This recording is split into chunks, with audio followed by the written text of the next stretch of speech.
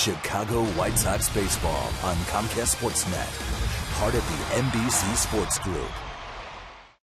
Last night, White Sox home runs and fireworks filled the Southside sky as A.J., Paulie, Rios, Piazza, and Viciedo solidified a series win versus the Twins. Tonight, they begin a three-game set with Cleveland, looking to close the gap in the central standings with the first-place Indians. And Game 1 begins next.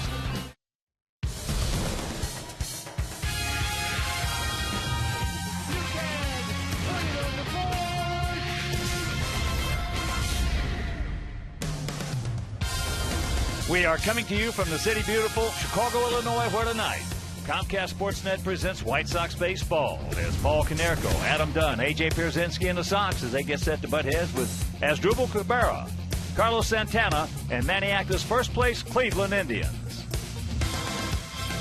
Hi, everybody, and welcome. I'm Ken Harrelson with Steve Stone as we get set to bring you the first of this big three-game weekend series. As you know, the Sox took the rubber match of that game, that series, I should say, last night with Minnesota. They won it 11-8 with 5 home runs in that ball game. So the Sox come in at 23-22. Indians are 26-18, and tonight, Jose Quintana.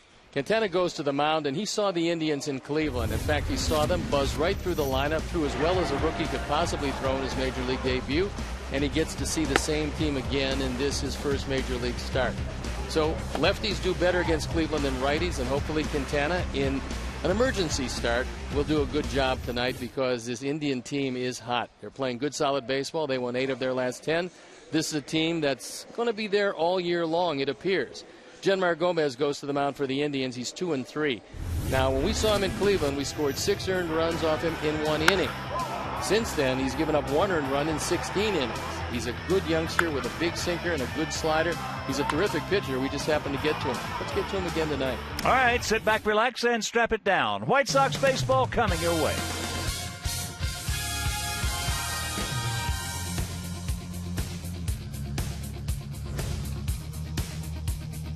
White Sox baseball on Comcast Sportsnet is brought to you in part by your Chicago area and Northwest Indiana Lexus dealer, who invites you to test drive a Lexus today. Blue Cross and Blue Shield of Illinois. 75 years being right here in Illinois means no one's closer to your wellness. Experience wellness everywhere. Ford. Drive one. The new wireless receiver from AT&T Uverse. Visit att.com/freeyourtv. Rethink possible. BMO Harris Bank, helping money make sense. BMO Harris Bank, NA member FDIC.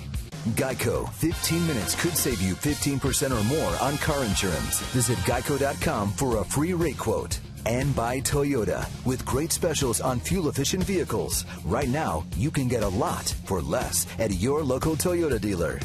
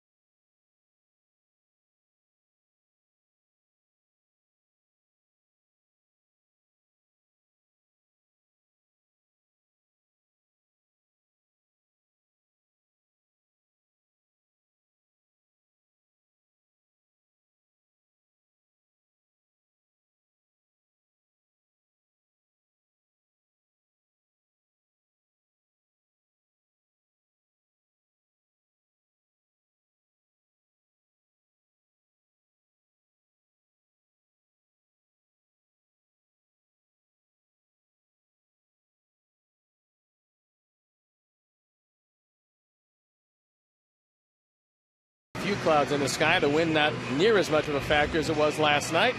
And let's see how Manny Acta is going to line up his first place Cleveland Indians. Chu leading off, then it's a local product. Jason Kipnis with Cabrera, Santana, Lopez, Duncan, Damon, Kochman, and Cunningham in center field hitting ninth. The defense, and now they'll line up behind Quintana. Viciedo, Diaz, and Rios in the outfield with Hudson, Ramirez, Beckham, and Konerko.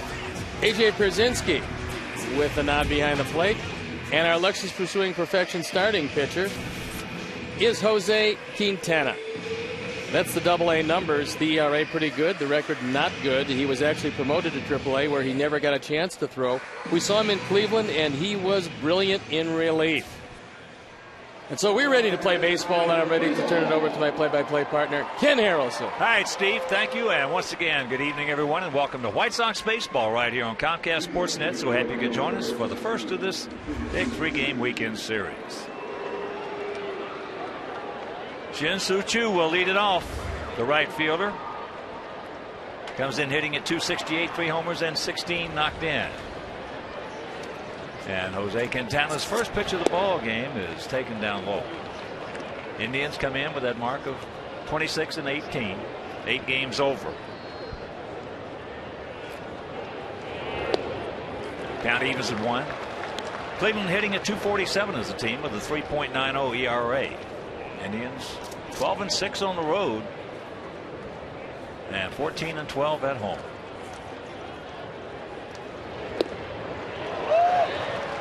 One and 2. And here at the ballpark, 330 down the left field line, 335 down the right field line, 375 in the gaps, and 400 straightaway center. Chu has been awfully hot, but obviously left-handers give him more trouble than right-handers. Good try. Well, Quintana just 1 and 3, but had a fine 2.77 ERA down in Birmingham. 23-year-old southpaw, 6 feet tall, 215 pounds, out of Colombia, Barranquilla, Colombia. That's trouble. One hops the fence, so Chu's going to start it off with a 2-bagger. Well, since Manny Acta decided that Chu was better served as the leadoff hitter because of his on-base percentage and because of his ability to hit the ball awfully hard when he's hot, things have changed around for him. Now hitting over .270. His on-base percentage knocking at the door of .390. And that's one of the reasons why this lineup has started to go. That'll bring up Kipnis. He's got a job to do. Jason hitting at .260. 6 homers and 24 knocked in.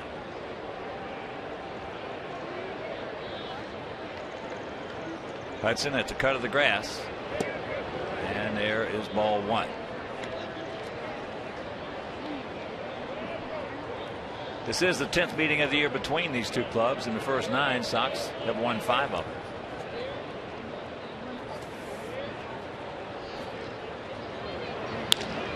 And there's a base hit.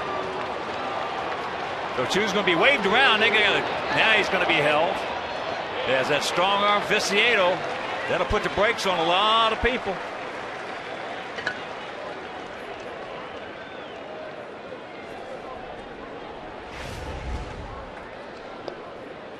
It looked like for a moment there that Chu was going to try to score.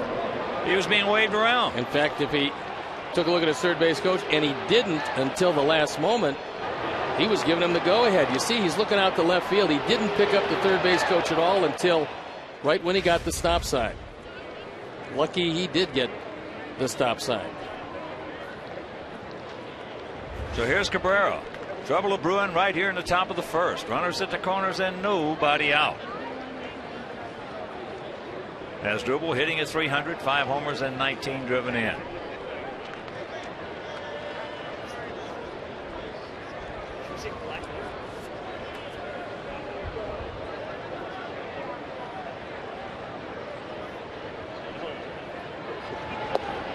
What a difference in our outfield play this year as opposed to last year, the year before that. Well, not a whole lot of guys are running on the outfield, and when they are called on to hit the cutoff man, they usually do.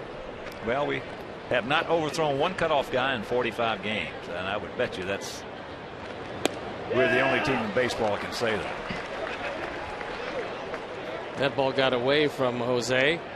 Unfortunately, the base runners didn't see it as he went and got it. Cabrera's grounded into 6 double plays this year, evenly divided, 3 from each side, and will gladly trade the run for the double play if we can get out of it here. Gap in left center. And there's a little semi-soft line drive, so that's out number 1.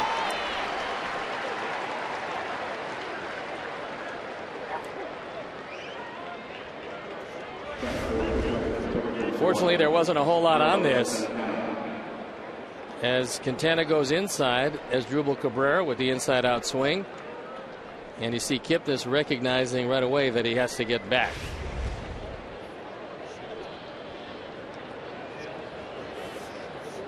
That'll bring up the other switch hitter in this lineup. Cabrera is the first one, and here's Santana hitting at .252, 5 homers and 23 knocked in.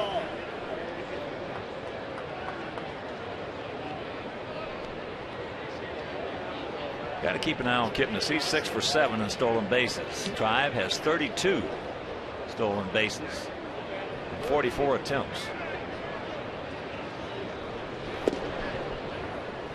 Minneaca realizes that it's not a real powerful ball club, especially now with Hafner fouling a ball off his shin. He's out tonight. So with just 36 home runs, he's had to run his way into a lot of offense, and he's done it. Well, we keep saying you're only as good and you're only going to go as far as your bullpen. For over 100 years, the old saying was you're only going to go as far as your starters. That is no longer the case in baseball. You're only going to be as good or go as far as your bullpen. And the Indians in the 7th, 8th, and 9th inning are just about as good as anybody. The back end of their bullpen is awfully tough, especially their 3 right-handers. Smith, the sidearm right-hander, gives you a different look.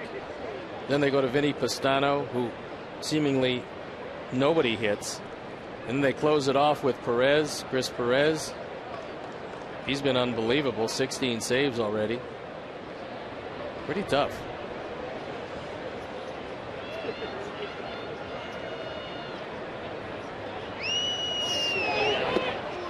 There he goes.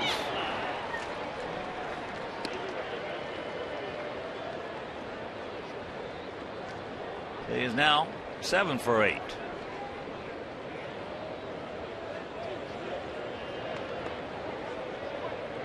Kipnis was going on first move. Quintana, as you would expect, worried about Santana and just didn't pay that much attention. Cost him a base and a double play possibility.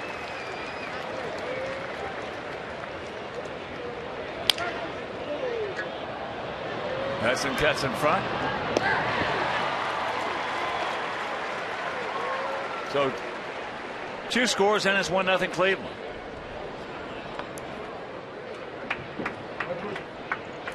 RBI number 24 for Carlos Santana.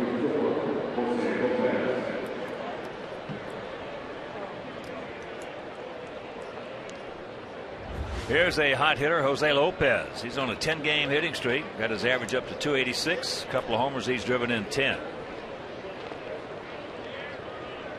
And he has always hit well against us and hurt us with some long balls. That's high.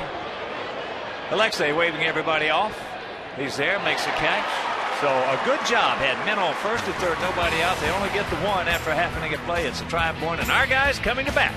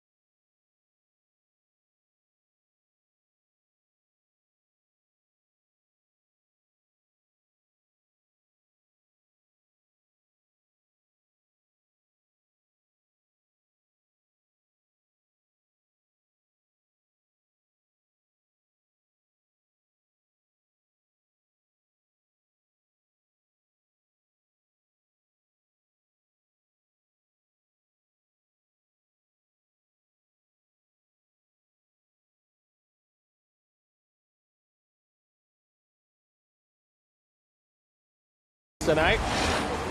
Diaza hit his first grand slam last night. Then it's Gordon Beckham, Adam Dunn, Paul Konerko, Alex Rios, AJ Kurzinski, Diane Viciedo, Alexi Ramirez, and Orlando Hudson playing third and hitting ninth.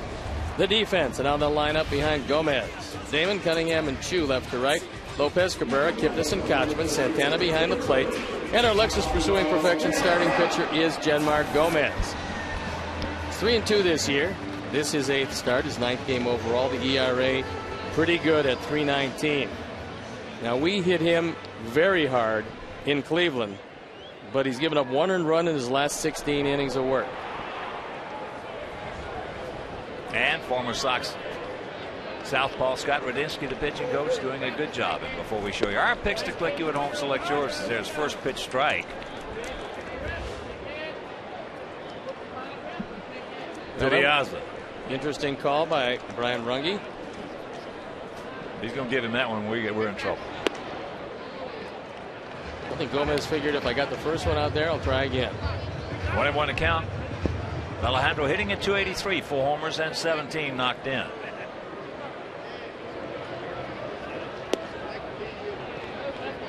Two and 1.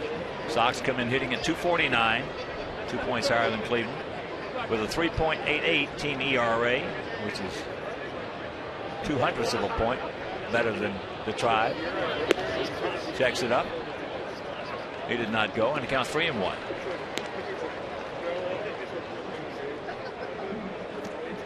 Alejandro has been killing the Indians pitching, and with a 3-1 pitch, he'll have an opportunity here again.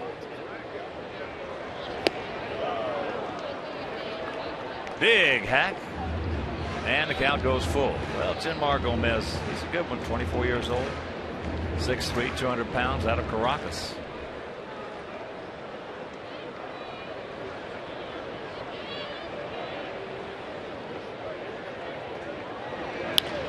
And that's out of play. He's got a little bit of an unusual motion in the fact that he has some extension back, but the hitter can't see that, and through the batter's eye, so to speak, he's got a little short arm in it. Way he comes out of that shoulder and not out of that jersey. And that's ball 4.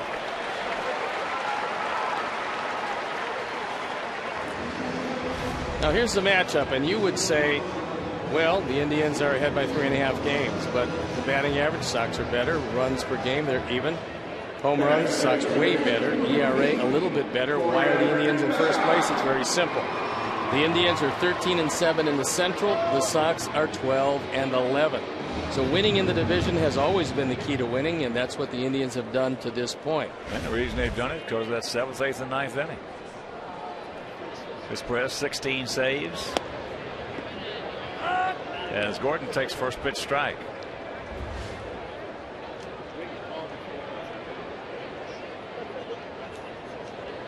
Our bullpen has been good, but their bullpen has been spectacular in that 7th, 8th, and 9th. So Maniacta can manage a little bit of a different game.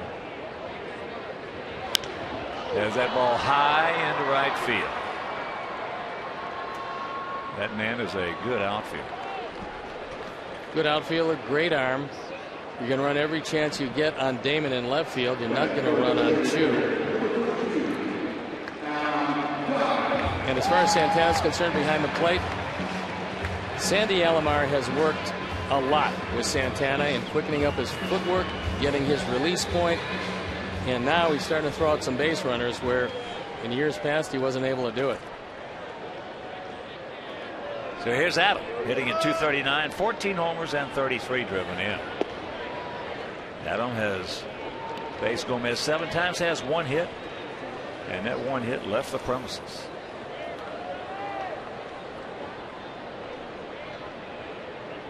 Big gap out there in left center. Just a decent lead by Alejandro.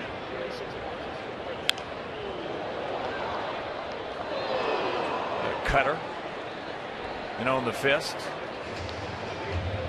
The umpires for the game tonight. Brian Runge behind the plate. Ted Barrett is at first. Marvin Hudson is at second. And the crew chief, Tim McClellan, is at third.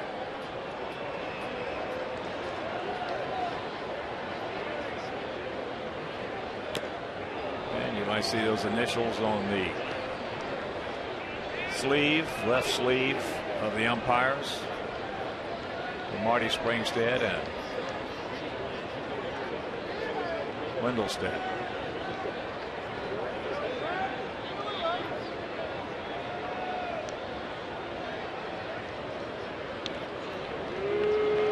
Harry Wendelstedt, son Hunter, Major League umpire.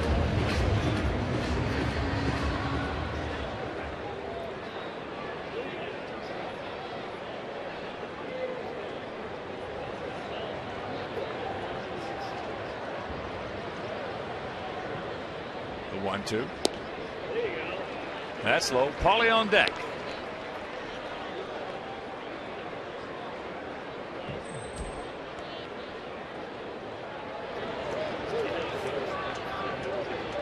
And with a runner at first, Kipnis is not playing all that deep at second base. He's right at the cut of the grass at second. Now Cabrera will be the, as the count goes full. And then you got Lopez, who's the closest man. Hole almost. Probably 85 to 90% of that left side is open. Vacated. Gone.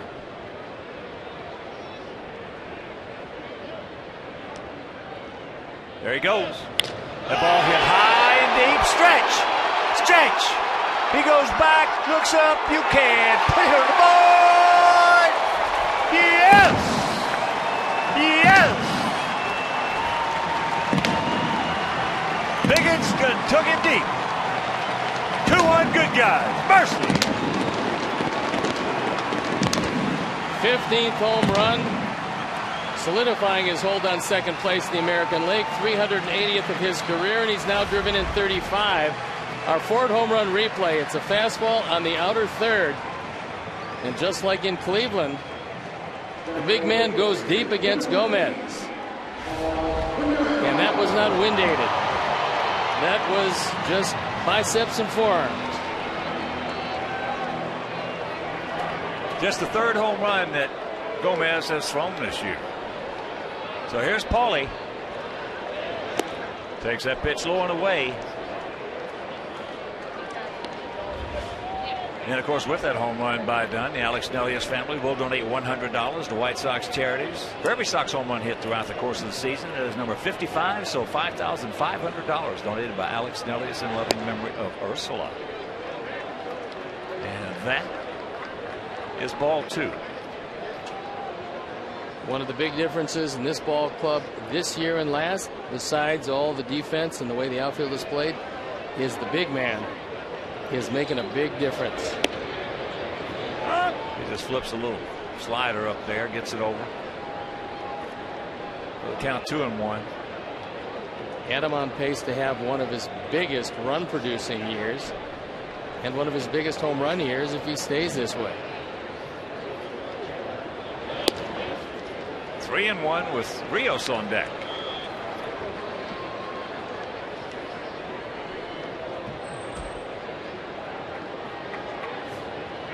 Paulie comes in at 384, 10 homers and 27 knocked in, leading the league in average with that 384. That ball hit high into center field. Stretch. Cunningham back up against the fence.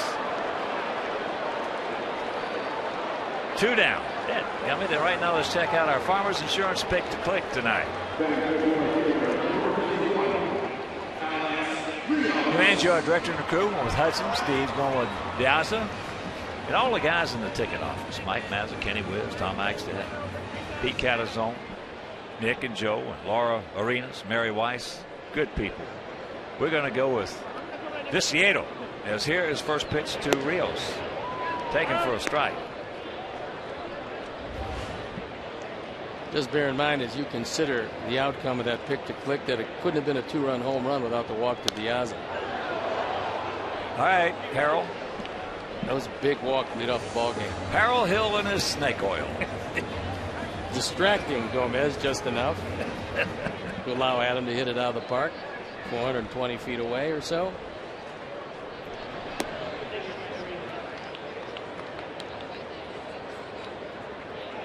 Gomez has a very good fastball, but it seems like at times he falls in love with both the cutter and slider, which takes velocity away from the fastball. Chops that one down off his body. Well, again, the way his delivery is set up, especially to the right-handed hitter, he's going to be about 5 or 6 inches quicker than he really is, only because it looks like he's a short arm, which he's really not. Well, when you look at his ERA and realize in the American League it's in the low 3s, that's more than respectable. Oh, he's a good one. Alex comes in hitting at .274, 3 homers and 20 knocked in.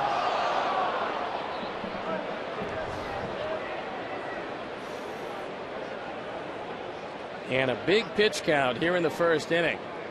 Gomez to deliver pitch number 26. That's a lot of work early.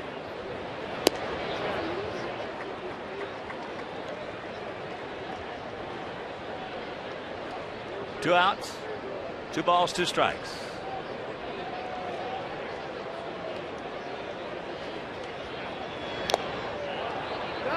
Just got a piece of it. Santana hangs on to it, but the 2-run homer, a towering blast over the center field fence, and after one, it is 2-1 Sox.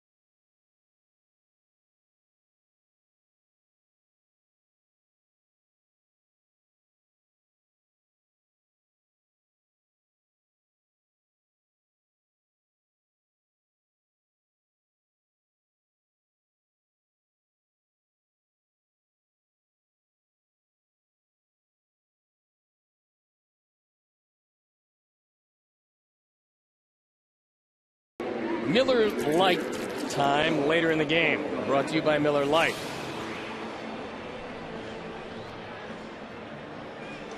Sox lead at 2-1 here in the top of the second inning. It'll be Duncan, Damon, and Kochman to face rookie Jose Quintana out of Barranquilla, Colombia. Breaking ball low. First pitch in sequence by Quintana is going to be very, very critical to him. Back on the 7th of this month, when he went 5 2/3 against Cleveland, giving up no runs and just 1 hit, he was 0-1, 0-2 on most of the hitters. Well, you fall behind Shelley Duncan, where he can just look for a fastball, zone it in, especially middle in. You've got some problems because he's a great fastball hitter. Yeah, he's one of the better fastball hitters in this league, and the count goes to 3-0, so that means he's one of the best fastball hitters. Now the wrinkles give him a little problem. Well, they have. That's one of the reasons why that batting average is 196, but he's liable to see a few fastballs here. 3-1. As the adage goes, he can turn a 30-30 around.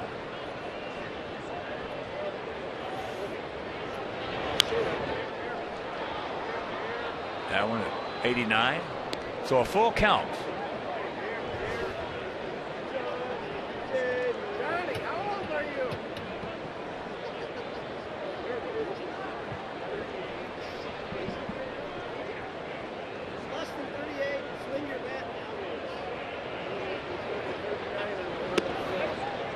And the dreaded leadoff walk.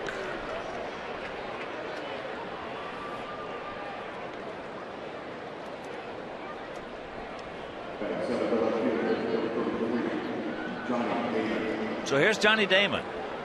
Off to a slow start, hitting at 156.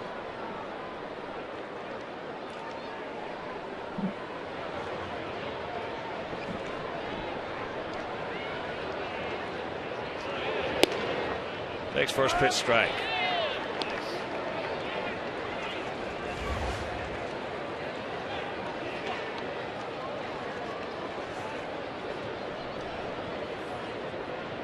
Damon just 10 for 64.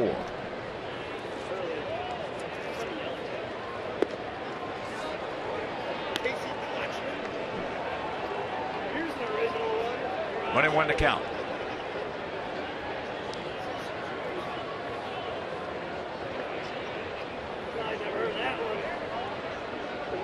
Minnesota leading the Tigers 2-0. That game in the bottom of the first at Target Field. Tigers on a 4-game losing streak. And just freshly coming off that sweep at the hands of the Indians in Cleveland.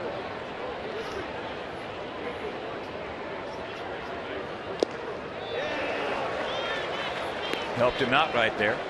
So the count 1-2.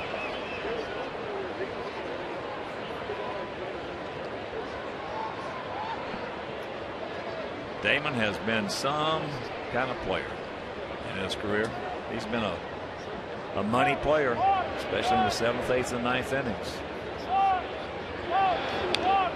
Just got a piece of that one.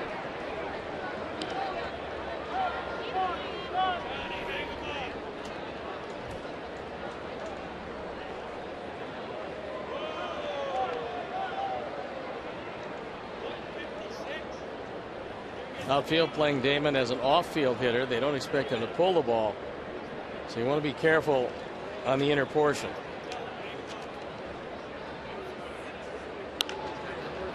Chops that one foul.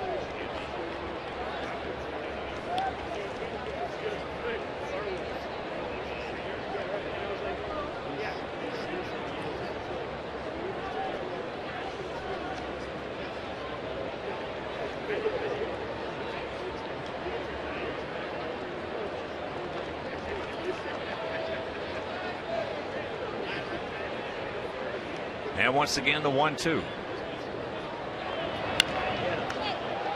Flips that one foul.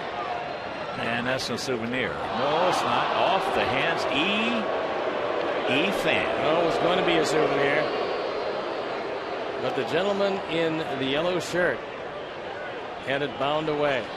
And they gave him one anyway from the dugout. He's got a shot at it.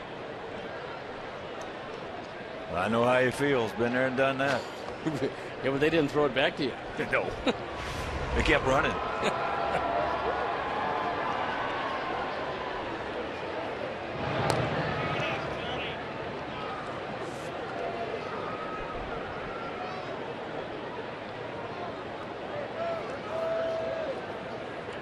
Don't have to worry too much about Duncan at first base, especially with that lead. Concentrate on Damon, Jose.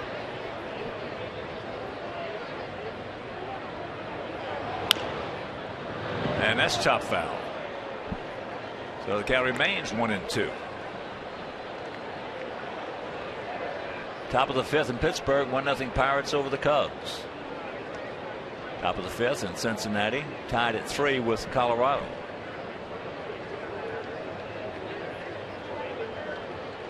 Giants leading the Marlins 3-1. That's in the bottom of the 5th in Miami.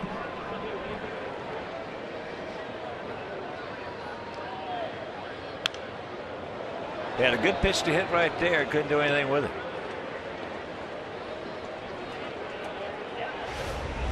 That time Quintana got that fastball up at 91. Tried to throw the high heat by him. Just not quite high enough.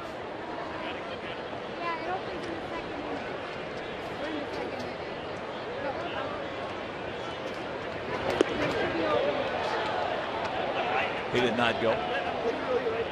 So the count 2-2. Texas still hitting in the bottom of the 1st. They lead Toronto 6-0.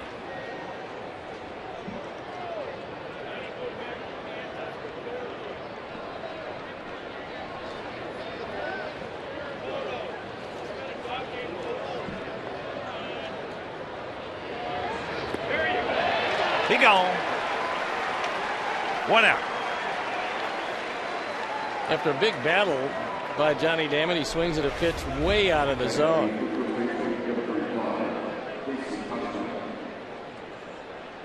AJ digs it out of the dirt, and Damon does the youngster a favor.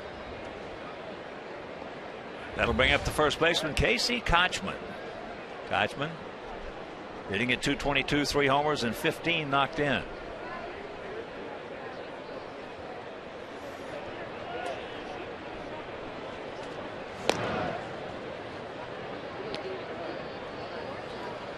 Here's our AT&T UVerse multi-view.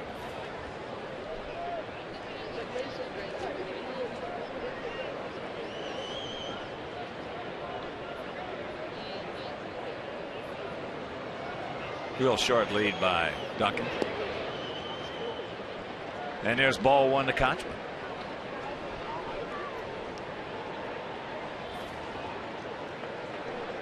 Tampa Bay leading Boston 7-1. That game in the bottom of the 4th at Fenway. Carmines are 22 and 22.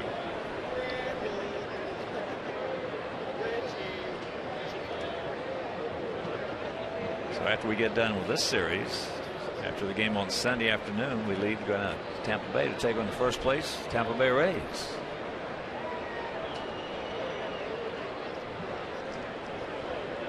Check that, second place by a game. Kochman had a good pitch to hit and underneath it. Kochman has 3 home runs, and he's not really a power hitter, so for him this is a banner year. And in the 7 games he's played against our ball club, he's been very good. He normally is a great defender at first base, but the bat hasn't been great. It has been pretty good against us.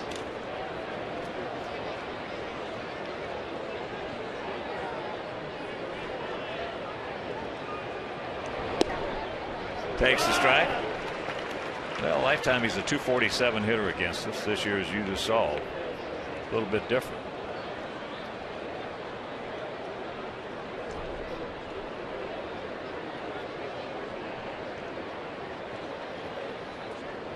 Big gap out there in right center.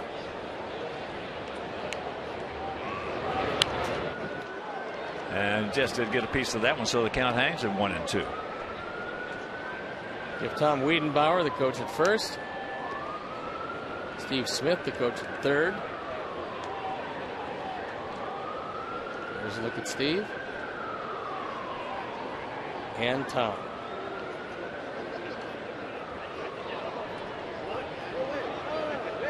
Another short lead. Lays off that one to even the count at 2. Cunningham, the on-deck hitter.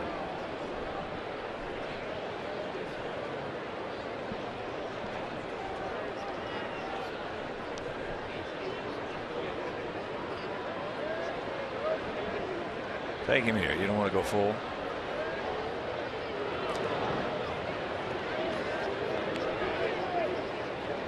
If Shelley Duncan is running, we got a scoop. There's going to be a news flash.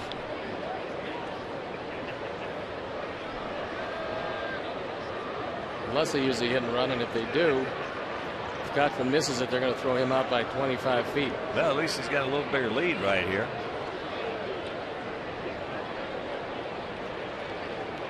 By about almost a step. Well, then strike him out, throw him out.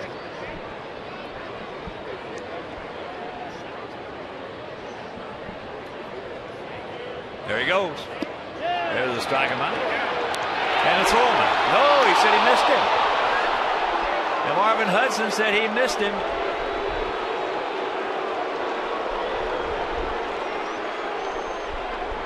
Now Robin is coming out to argue with Marvin. That throw beat him by plenty. And of course, the judgment call, you're going to lose this, but you have to back up your player. Alexi thought he had him.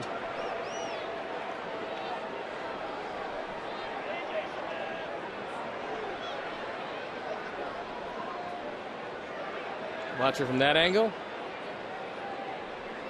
Might not have had him.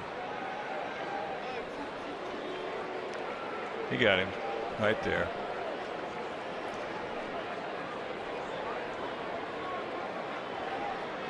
Meanwhile,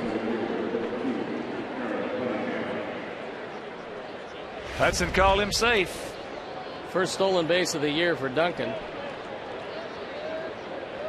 And Kochman goes down on strikes. So here's Cunningham. Last stolen base almost a year and a half ago.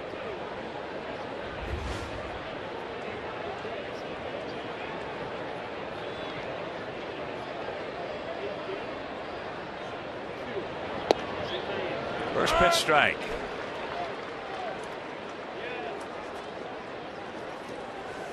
Going into that attempt, our Sox catchers have been magnificent. They're still just under 500 in throwing out base stealers, which is way above league average. Well, that should have been a throw out right there. Then they would have been one over. They came in cutting down 12 would-be base stealers and giving up 12 stolen bases. Tyler Flowers done a great job, as has AJ, and the pitchers have done a good job in well, that's where it started. Holding runners close. They worked on that very, very hard this spring. And he's going to pitch out of it and over it. That'll retire the side. After an inning and a half, it is 2-1 White Sox.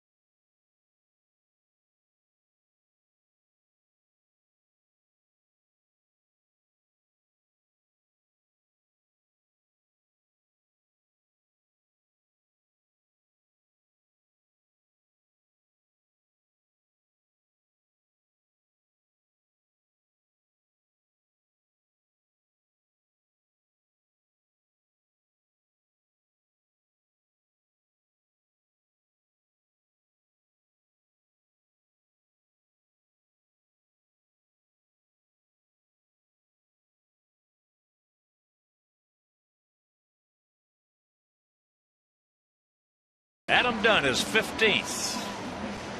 And he did that to Gomez in Cleveland. He did it again here. That's given us a lead, and Quintana's made it hold up, pitching out of a really tough jam in the first inning, giving up just one run. Starting with runners to the corners, nobody out. Pretty good performance by the youngster in the first.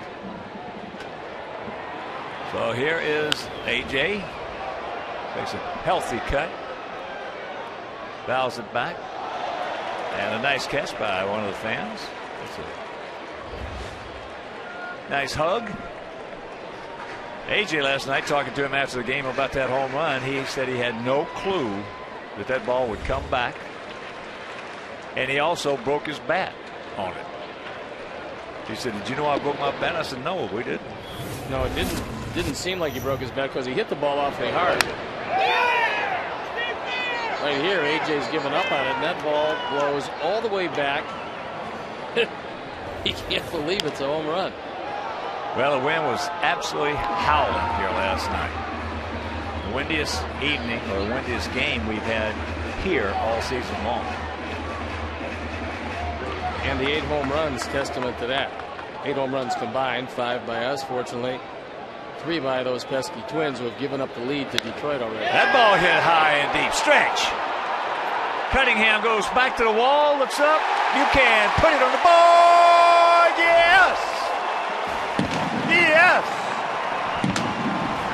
Number 8 for AJ. And it's a 3-1 Sox lead. Mercy.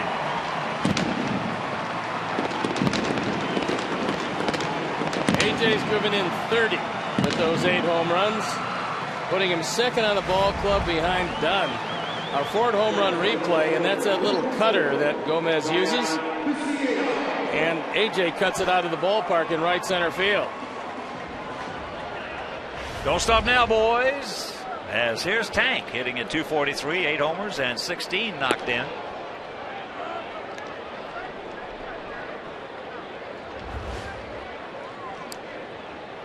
Tank homered last night.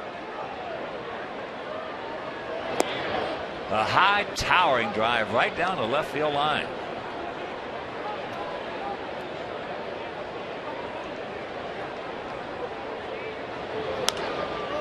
And if you missed that game last evening,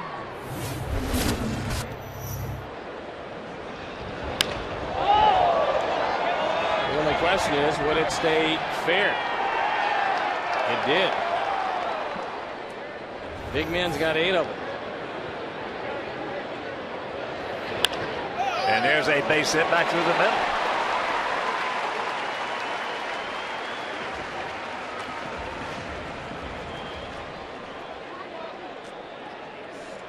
Well, just as we roughed up Gomez in Cleveland, it's starting out the same way here. As this fastball is on the inner portion, Viciedo's bat is so lively that even though this ball is hit relatively close to Cabrera, who's got good range, that ball's by him before he can really adjust. One of the livest bats in Major League Baseball. And this is not the fastest infield in the world. This is a very fair infield, and that ball just shot by Cabrera. Here's Alexei. Chew. Bless you. Thank you. I needed it. One out.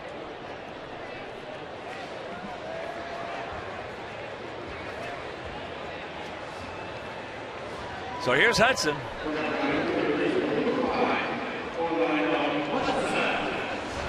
Orlando so far has made an impression. He's played very well at third base, and I asked him, how can you possibly look so comfortable at a position that you never played before? He said, worked out before the game, got a feel for the infield. And he said, I don't know, so far the plays have not been all that difficult. And he's got great hands. That was a for sure. Well, he hadn't had any rockets hit down there yet. Not yet. And with a break, he won't see any for a while. He's 3 for 8 at the plate. And the count 2-0. And what he has done is hit the ball surprisingly hard. He hit a rocket last night. That one split the gap in the 8th inning. Nothing came of it, but it was a rope to left center field. 3-0. Piazza on deck. That's an easy sign. Take one.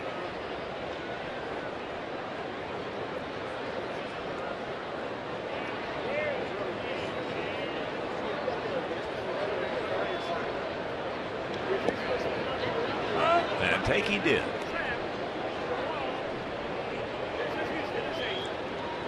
Outfield spread out. Not equidistant.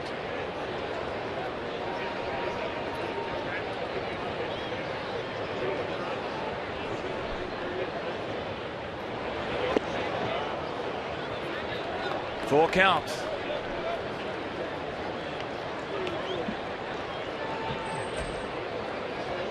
Good movement on that sinker by Gomez.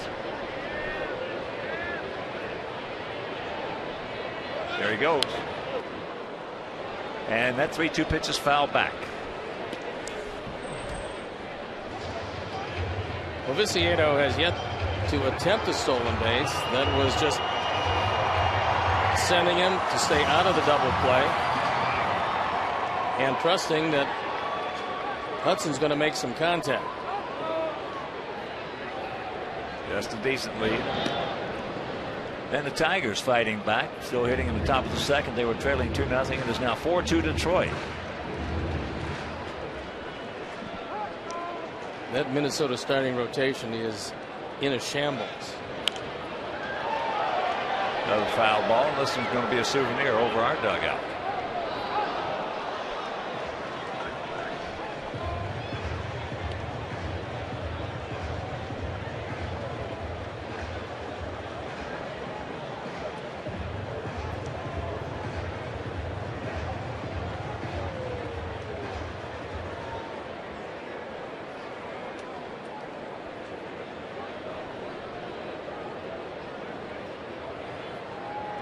Once again, a payoff. Once again, Tags takes off, and once again, there's a foul ball.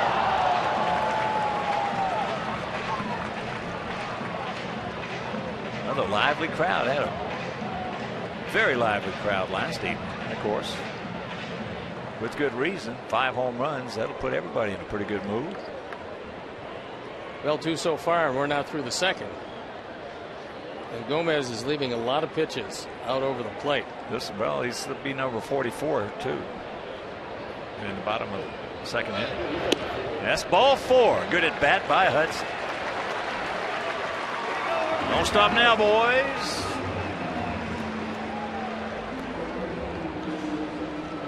And a reminder, Friday, June 1st, come see our Sox take on Seattle at 7:10. All fans are invited to stay for a post-game fireworks show presented by Palmer House Hilton. Palmer House Hilton, good hotel. That's the official Sox Fest hotel of our White Sox. Nice people. Good food.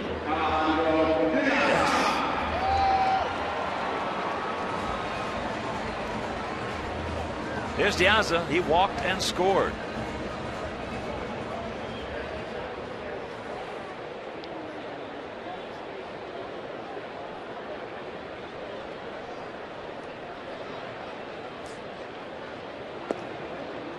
Takes ball 1.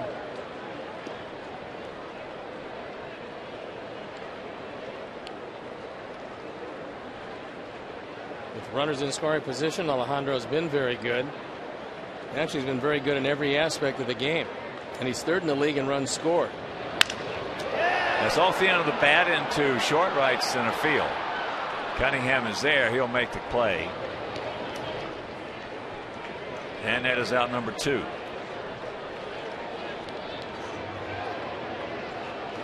So 2 down to Beckham. Gordon popped up to Chu in right field. Gordon now 1 for 9 lifetime off Jimar Gomez.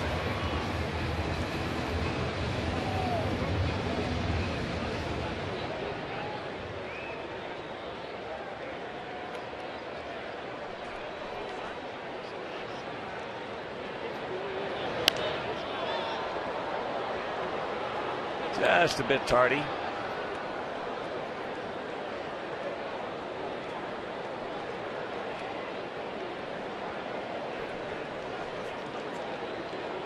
Another big run out at second base. And it'd be nice to get Gomez into the 50s and pitches here in the second.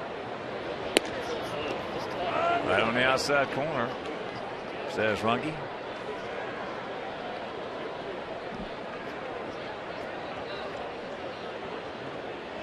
Got to cinch it up and hunker down right here. Gordon. 2 on, 2 out, 0-2 the count. Nice block by Santana.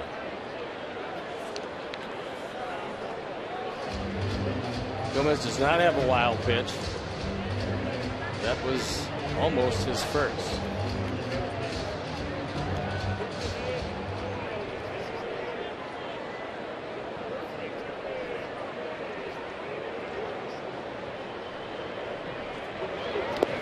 Another nice block. That was almost his first. 2 sliders in the dirt, 2 stops by Santana.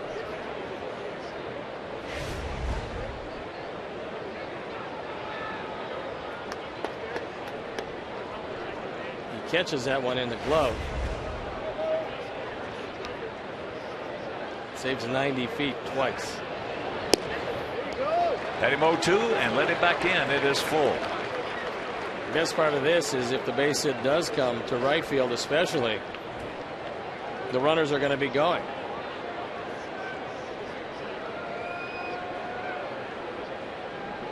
Home run number 15 last time up for Adam Dunn.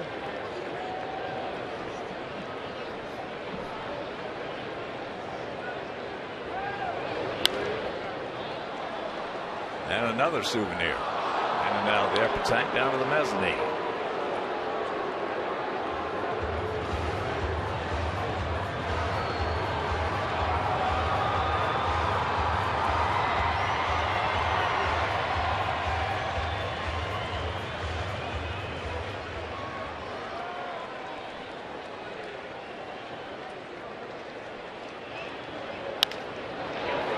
Chopper back up the middle. Nice pick right there by, that thing came up on him in a hurry, but he had his glove down, makes the play, and that'll retire the side. We pick up one on the homer by Pierzynski, and we'll go to the third leading 3-1.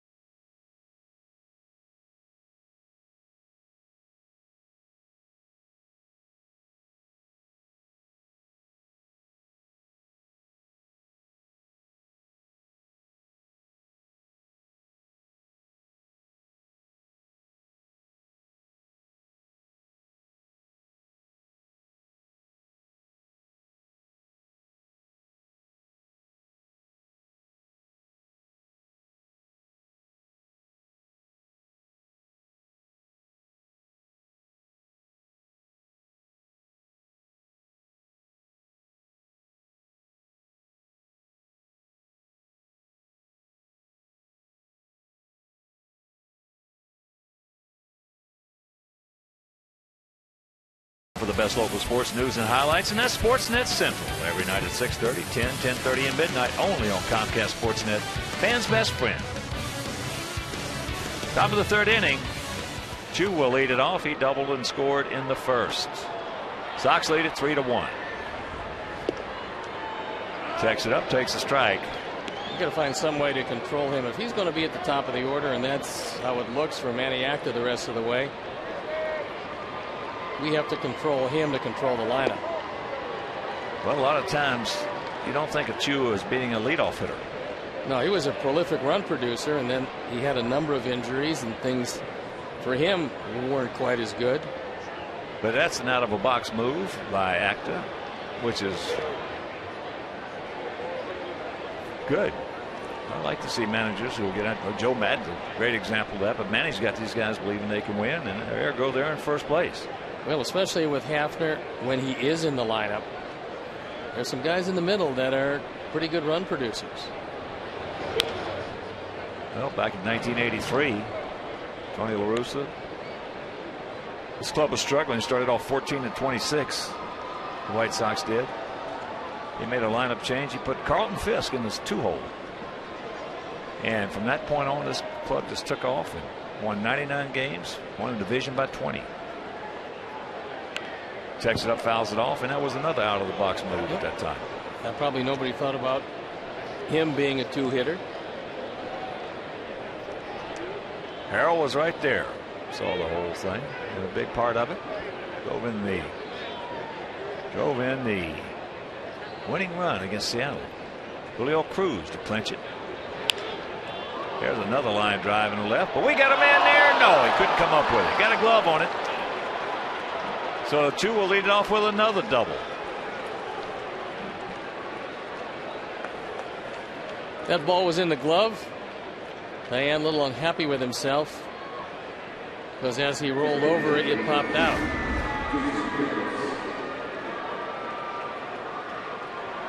Chu stays right on it.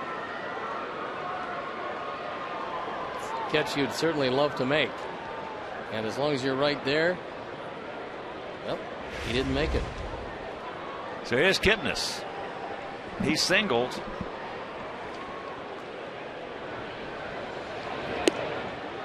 Goes through that one. I think Chu showed you that Quintana better take a couple of looks back at him, because he looked like he was going to get a running start and try to steal third as Quintana looked back only one time. Well, AJ yelled at him. 1-1 to count.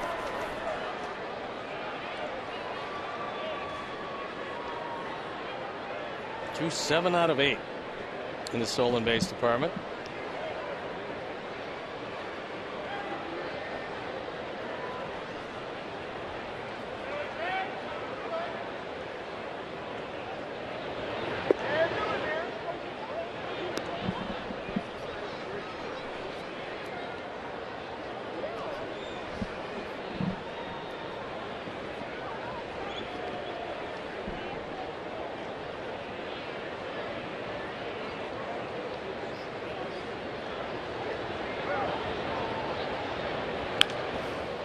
And talking about the juice, Julio Cruz scoring the winning run against Seattle. 1983, Harrell at the plate.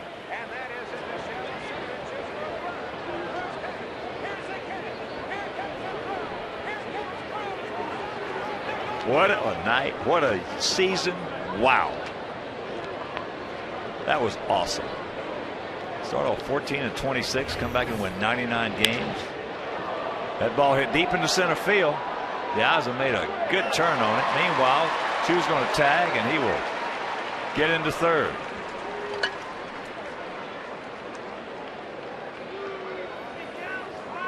Nice play by Alejandro. What he was telling Viciedo is he didn't see it right away. He made the quick adjustment, however, and ran it down because of that speed. But right now, it's dusk. The visibility isn't great. And that ball's crushed. He took a step in and was able to run it down. But no chance to stop Chu from going to third. So here's Cabrera. Got jammed and hit a little soft line drive to Paulie. Could have caught it with a pair of tweezers. 1-0 the count.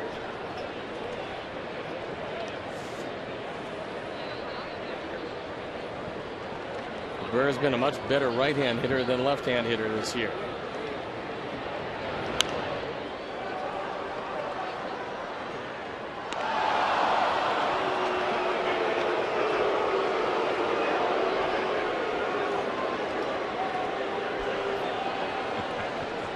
Another E fan. It's a tough night in the stands. The ball has little life to it. One out, and the 1-1 pitch. That ball is hit hard, base hit. And it's a 3-2 ball game as Chu scores for the second time after his second double. RBI number 20 for Cabrera.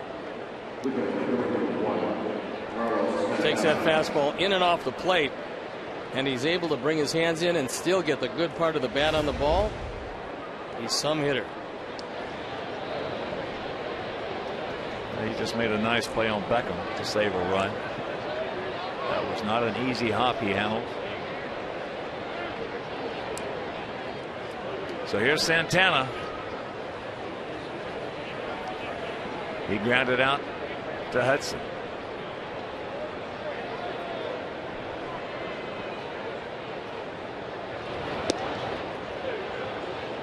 Takes low ball 1.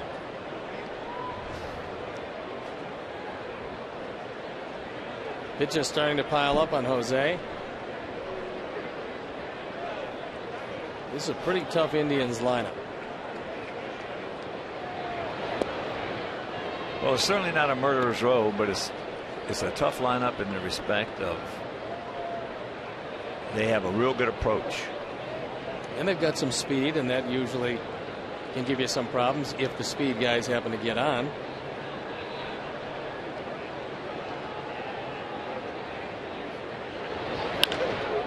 That ball is yanked hard, but meanwhile, just a strike and a count 2-1. It's a lineup they run out against right-hand pitching that's really difficult to deal with.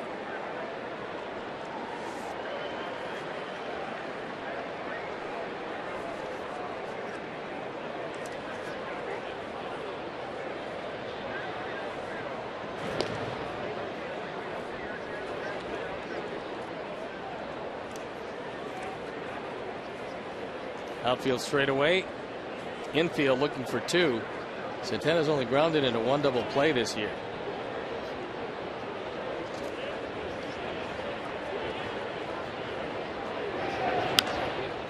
Pops him up right side. Beckham a long way to go. A long way to go, and makes the play. A beautiful play by Gordon Beckham. Wow. Not only a great effort by Beckham in making the catch, but after making a spectacular catch, the presence of mind to come up and look for the double play. What a play by Gordon. He's the only one who could get close to this ball. Rios has no chance. Paulie with no chance. Gordon with the slide, and then without thinking about it, goes after the double play. Well, he's got a great baseball acumen. So 2 out. And here's Lopez. He fouled out to Alexei. As I mentioned, Lopez on a 10-game hitting streak. Takes first pitch strike. Give you an idea, the Indians this year against right-handed starters are 22-10. Against left-handed starters, they're 4-8. That is a huge disparity. Lopez with 5 homers, 21 RBIs lifetime against us.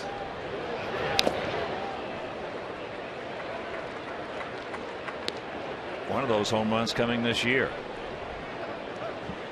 The other 4 when he was with Seattle. Well, there for a while, he looked like he was going to be a big star with that Seattle ball club. He sure did. He looked like he was going to be 25 home runs a year in that ballpark. I think in his second year in the league, he drove in like 90.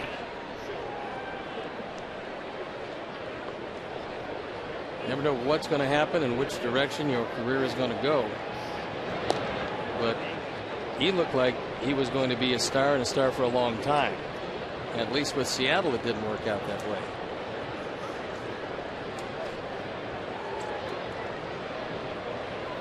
They're the career numbers.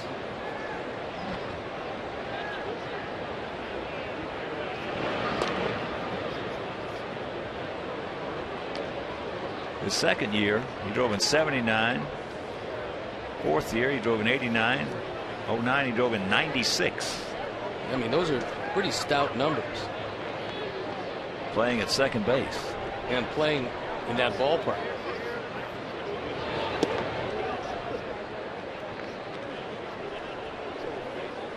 In 09, he had 25 homers, drove in 96. Wow.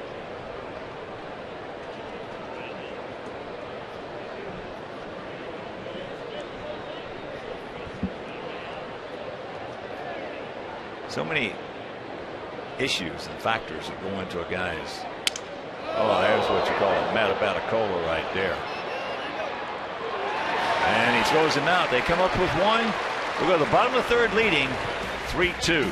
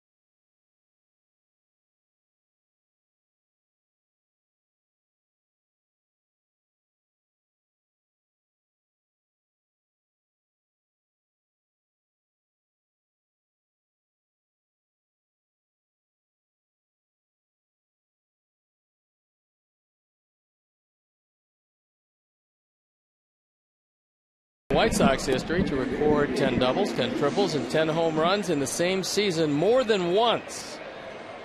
Think about that. It's difficult to digest, but while you ponder it, we'll get back to you a little later in the game with the answer.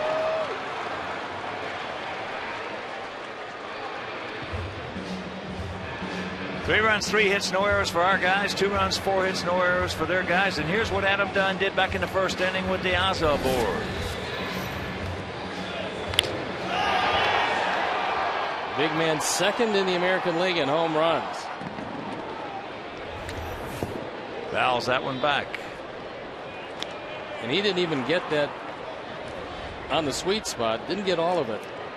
He just muscled it up. And when he does, the outfielders don't move. You know when he gets it all, when they just kind of look up and see how far it's going to go. Oh.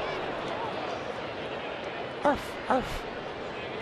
0-2 the count.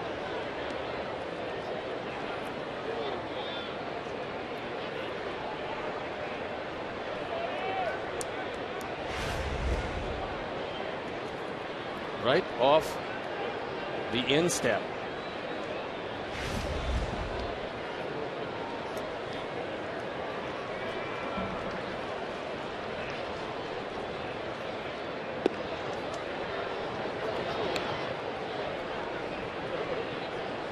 There are the home run leaders. Hamilton of Texas by a wide margin, and then Encarnacion, Granderson, and Jones. Yes, he did.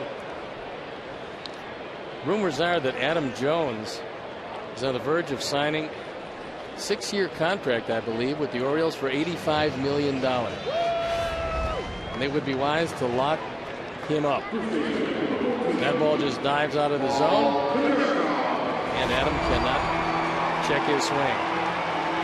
So here's Paulie. Paulie almost backed up that homer over the center field fence, taking Cunningham right up against it.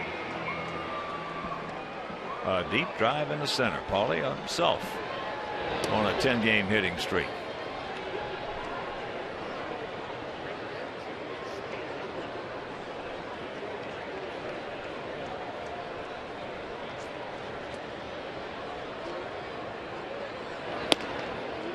Good take, and the count 2-0.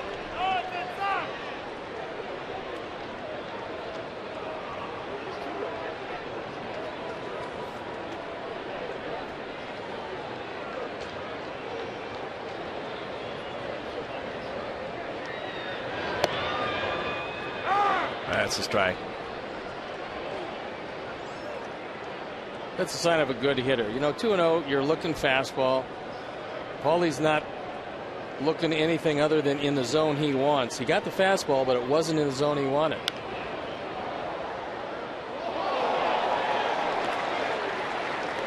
Yeah, you can keyhole it on 2-0, 3-1. I mean, even though he gets the right pitch, you just as soon get it in the spot you're looking at. That's an issue right there that's not nearly talked about as much as it was in years past. There's a little flipper in the short center field, and that's going to fall for an 11-game hitting streak for Paulie. Well, the only guy that could get close to it was Kipnis, and with the angle Kipnis was taking, that ball was moving away from him. So as soon as Paulie got this one off the end of the bat, you knew that Cunningham wasn't going to get to it. The only one who could play it was Kipnis, and you see he ran out. That ball actually sliced to his right. Base hit. Paulie controls his speed of his swing so well now. It's just amazing. Leading the league in hitting, getting better as he gets older. 1-0 to Alex. Alex struck out his first trip. A lot of guys will take that same pitch and they'll almost swing at the same speed they would if it was a pitch that was a pretty good one. And that happens, what, then a ground ball to shortstop? Or swing and miss. He just slows it up. Makes contact and poof, 11 game. In the outfield, playing very deep. Has it fall in front of him?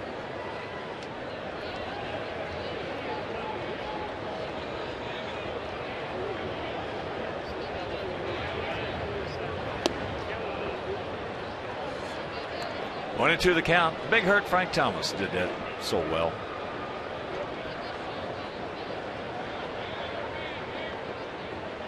He was some kind of hitter. Well, you can't possibly hit like that as a young man, I believe.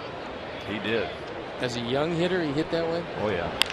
By the time he came into the league, there's rack him up. And that'll do it. Nothing across. We'll go to the fourth, leading by 1.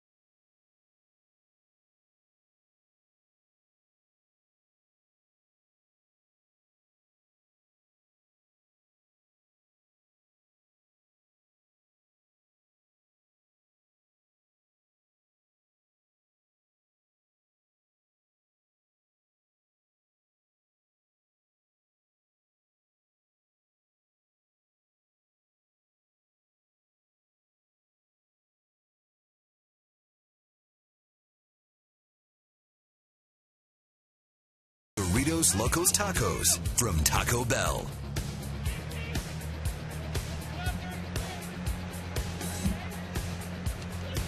Shelley Duncan will lead off. Here in the top of the fourth inning, 3-2 good guys. Takes first pitch strike. Duncan drew a walk, leading off the second.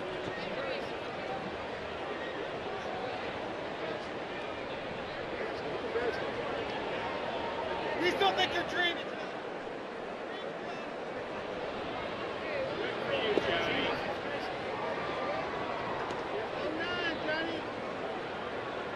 Quintana tried to run that slider or cutter in on the hands of Duncan, but got it too far inside.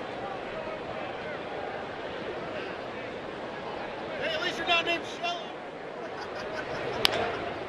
Chops that one foul.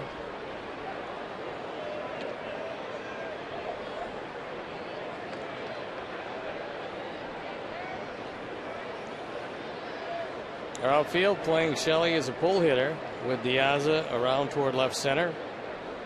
We pan around, we show you the defense, the big gap in right center.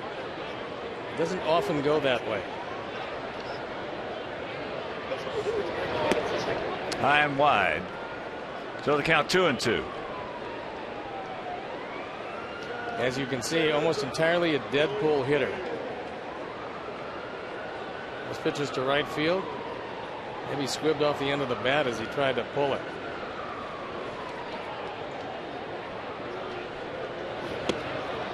He gone. One out. Third strikeout for Quintana. Keeps this one well up and out of the zone. And Duncan expands his zone, goes down on strikes. So here's Damon. He struck out his first trip. High pop up. Stay in here. Nope. Trying to come back. Just couldn't get there. 0-1.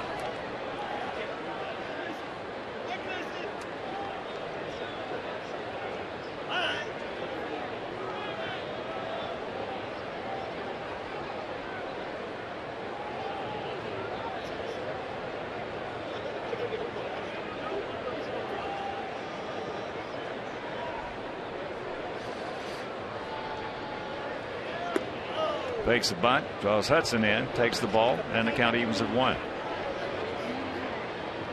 Looked like if that was in the zone, Johnny was going to bunt. Trying to do whatever he can at 154 to get on. Pops him up, jammed himself right there. 2 down.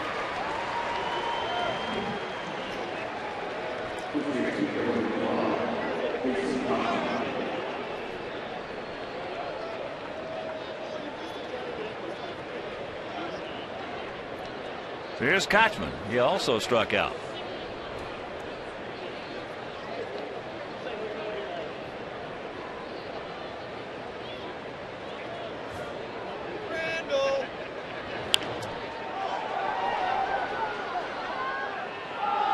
Quintana would like to keep it to a minimum of pitches. He's right at the 70 mark and not through the 4th inning. So both Gomez and Quintana using a lot of pitches in the early going. We have about ready to deliver pitch number 72. And that's out of play.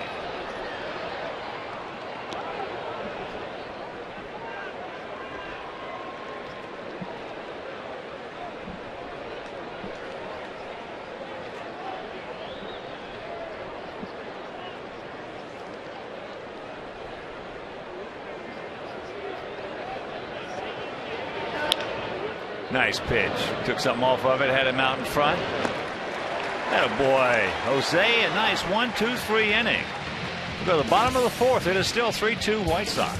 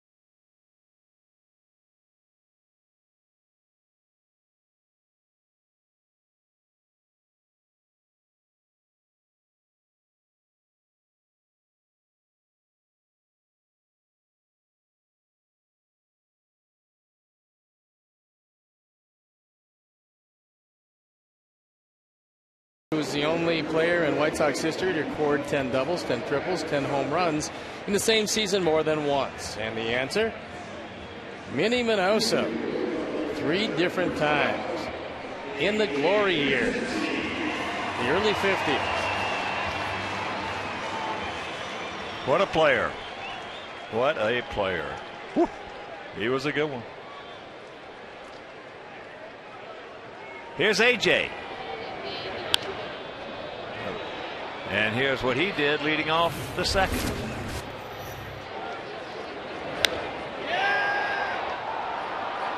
This being the difference in the game right now.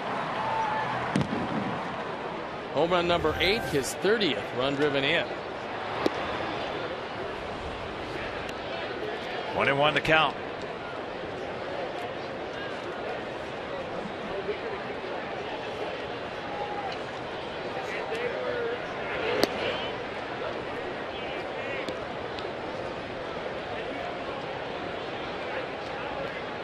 Big gap out there in left center.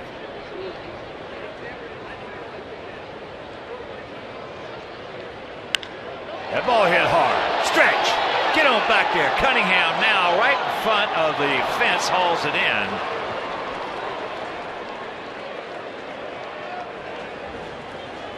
For out number 1.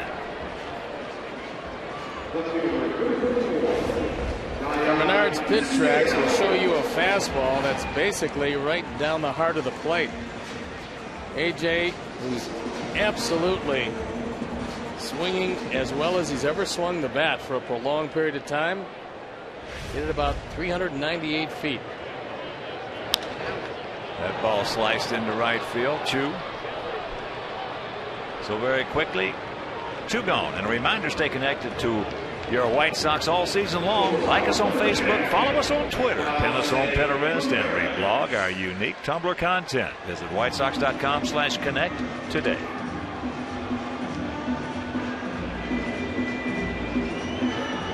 Here's Alexi. He also went out to Chu and right.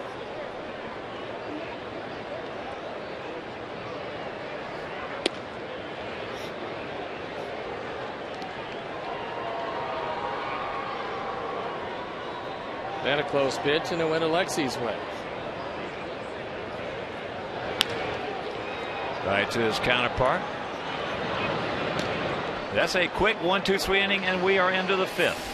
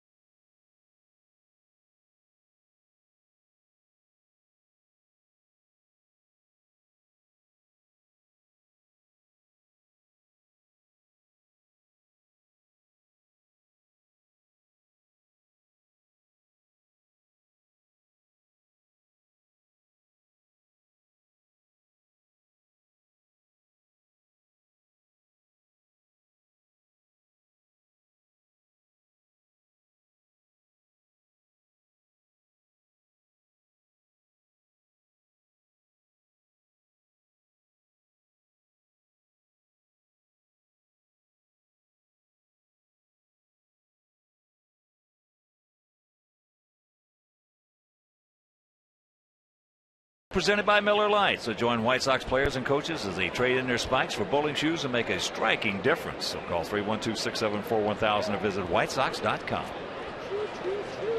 First pitch to Aaron Cunningham. Taken for a strike, leading off here in the top of the 5th inning. Each team has 4 hits, no errors. They have 2 runs. We have 3.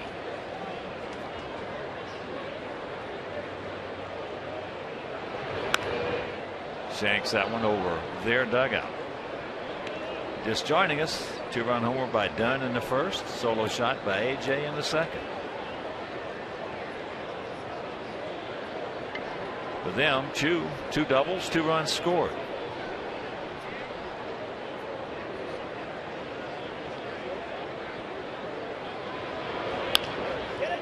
Back to the middle with the pick and the peg, yes! Beautiful play by Alexei. Mercy. Normally when a ball goes right over the mound, you expect it's going to be a base hit. And Cunningham has pretty decent speed. But Alexei goes up the middle. He's got a strong enough arm to gun it across, and he got him by a half step. Good call by Ted Barrett. Better play by Alexei. As you can see, nestled in Paulie's glove before he hit the bag. Wow. So here is Chu. Takes it up. He did not go.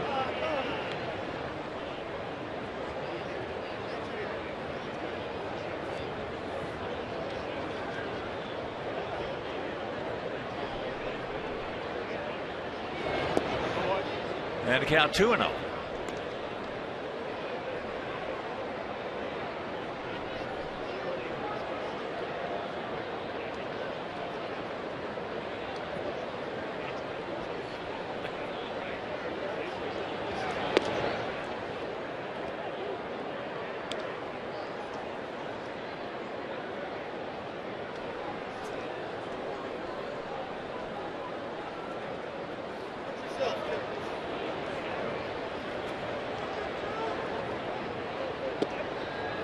And grabs a strike there. With a breaking ball on 3-0.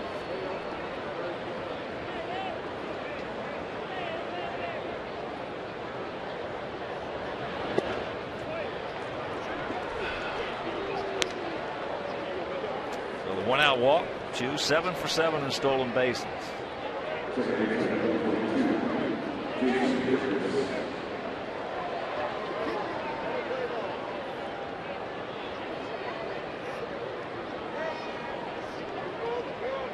Here's Kipnis. He's hit the ball hard twice. A single and a deep drive to center. Kipnis out of Northbrook. He's 25 years old. And he's really showed some surprising power. He's made the adjustment from an outfielder to a second baseman very well. Said he didn't like it at first, but the Indians told him that was the fastest path to the major leagues. So he believed him. That's fouled left side Souvenir.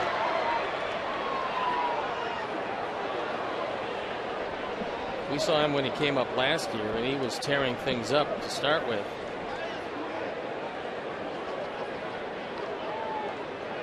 I think that's 7 for 8. Chu is.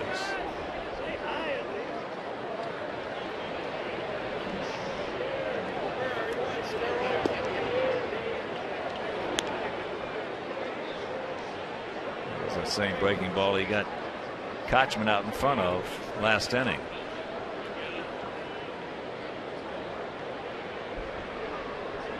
One out. A little bigger lead now by Chu.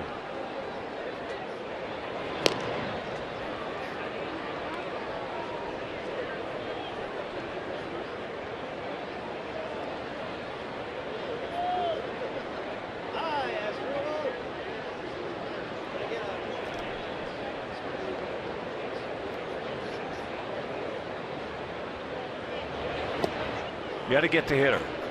Jose, you got to get the hitter, buddy.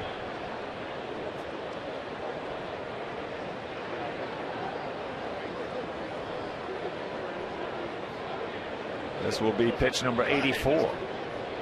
Here with 1 out in the top of the 5th.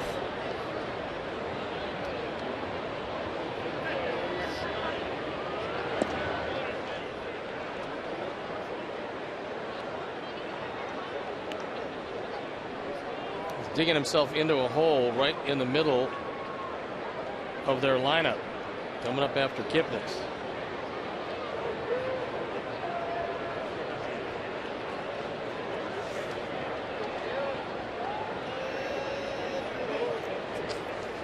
Three-one pitch.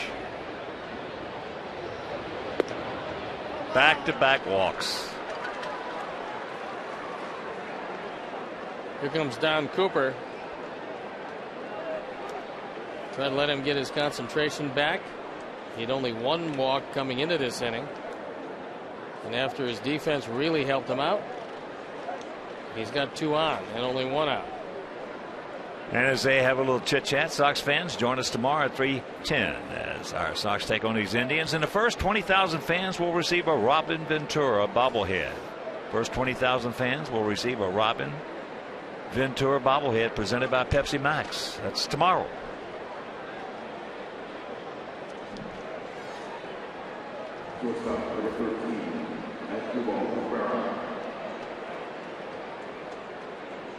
Well, here's Cabrera. He is 1 for 2 with an RBI.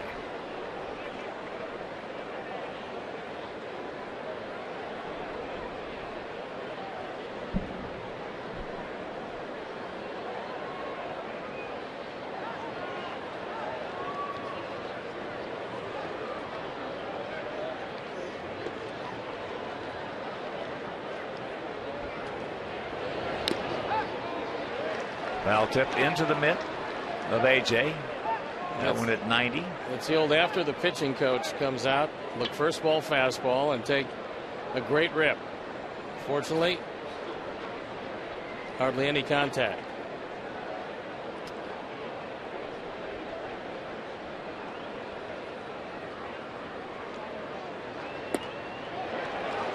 And threw that one by at 89, and the count 0-2. Zach Stewart loosening up in the pen.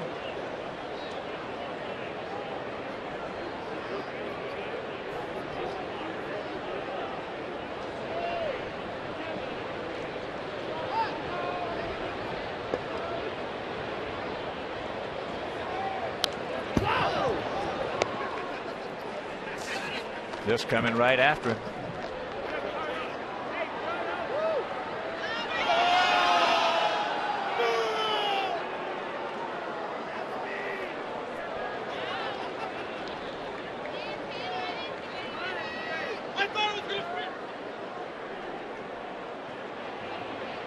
Outfield straight up, spread out about equidistant.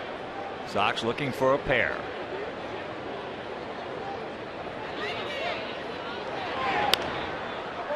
And another souvenir.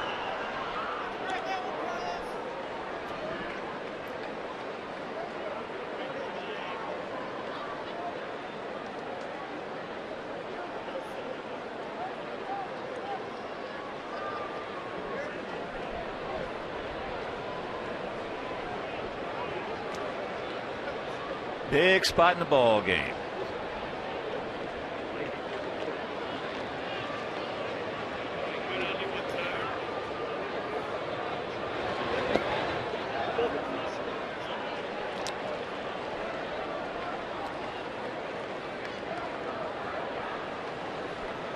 Tigers were trailing Minnesota 2-0. It is now 6-3 Detroit.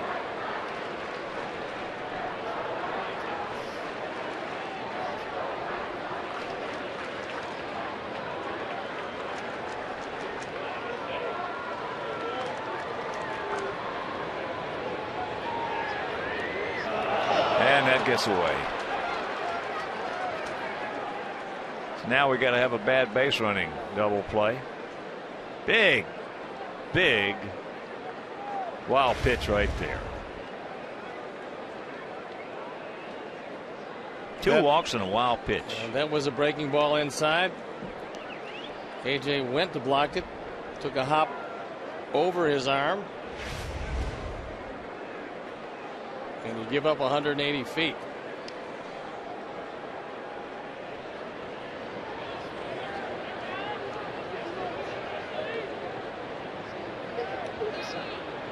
Paulie in close.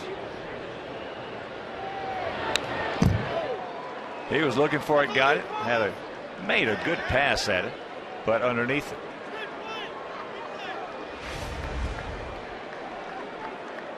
He's had some fastballs, but they've been at the top of the zone. That one at 91. Just couldn't square it up, fouled it straight back. He's had 3 good pitches to hit in the sequence.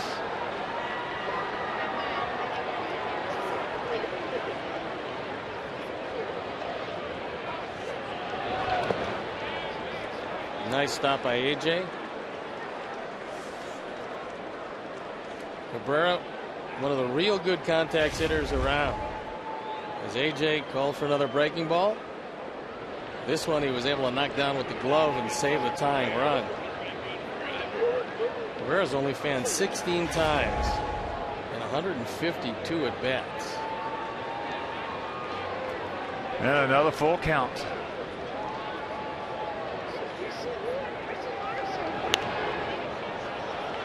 Bites that one off.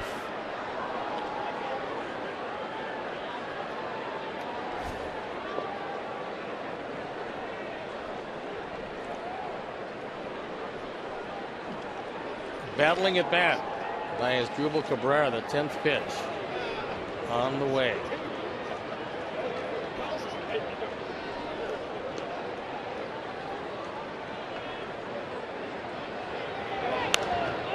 Pops him up. Stay in here. Stay in here. Paulie is there. Makes the catch. Big out. number 2.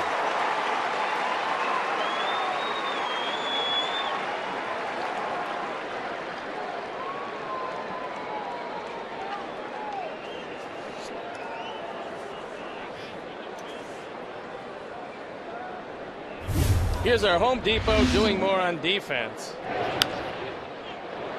And it's Gordon Beckham down the line, sliding into foul territory, looking for the double play after a spectacular sliding catch. That retiring Santana in the 3rd inning.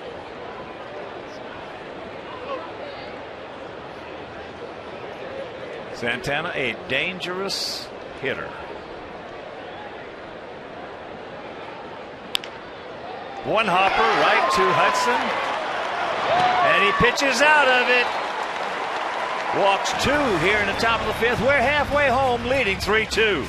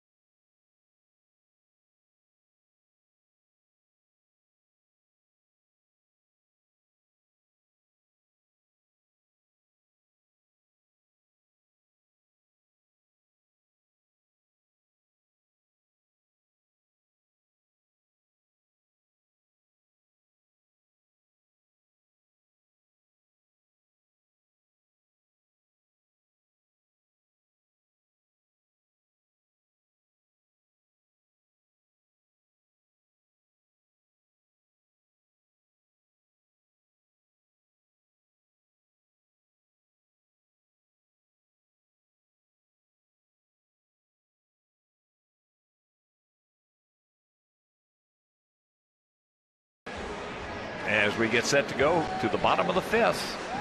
3-4-0 for our guys, 2-4-0 for their guys. It'll be Hudson. Then back to the top of the order with Diaza and Beckham. I'll try. Time to get a run and put a little more daylight between us and the Tribe. Lopez is as far off the bag at 3rd as I've seen a 3rd baseman play. He's in to take away the bunt. But there's nobody home on that left side. Count evens at 1.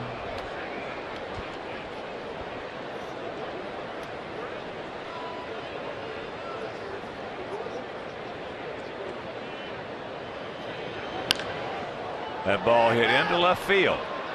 Damon.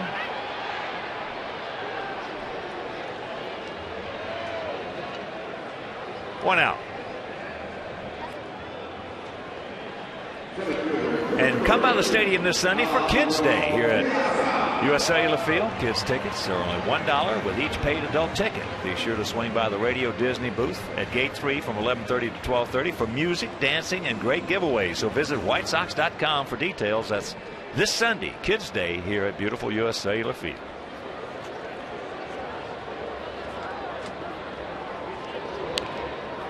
There's a bunt. It hit his bat twice. A double hit, add 2.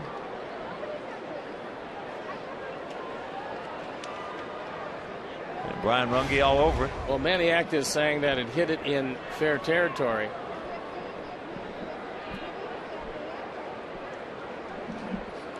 He might have a point there.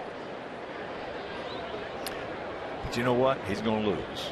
Yeah, judgment call. I think Manny is saying, can he ask anybody? And I think Brian Runge is saying no. You could hear, if you could read his lips, he's saying he was in the box.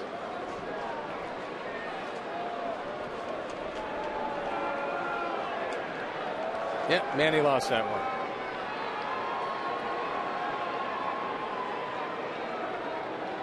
So 0-1 to count.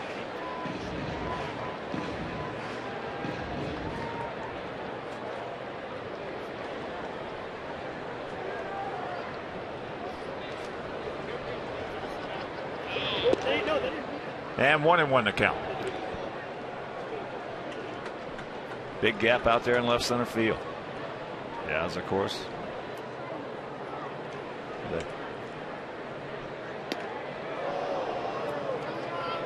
Alejandro, a big home run yesterday.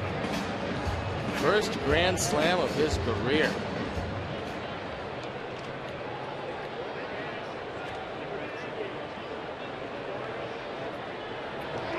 And if you missed, sixth inning, sacks packed. Ryan Benson. And earlier he had one reversed on the replay. That time he hit it well fair. And there's a shot base hit by Kochman. So good speed aboard. Alejandro 8 for 12 in that category. Now Manny Acta really upset. He'll be a lot more upset if that run scores. Of course, we'll be pretty happy. Here's Gordon. Gordon 0 for 2, and last time up hit a ball with a lot of topspin hard to the shortstop. Took a little funny hop on him, and he made the play. Cabrera, watch this hop. Right there. Only way you can do that is if you got your glove down. He was carrying it a little high, no chance. Well, he also thought he might have had the force out at second. Didn't work out that way, and he's only made 3 errors all year. This is his 39th game. Now, 2 of them have been against us. He's really a dependable shortstop with a strong arm and very good range. He's just an outstanding player. And for years he was blocked at shortstop by Peralta. He was playing second base, out of position for him. Peralta, as you know, now with Detroit, and Cabrera in his rightful spot at short.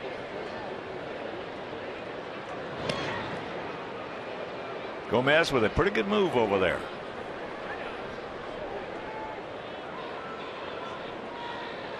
And talking about the Tigers, they're leading 7-3 now with Minnesota. The game going to the 6th inning.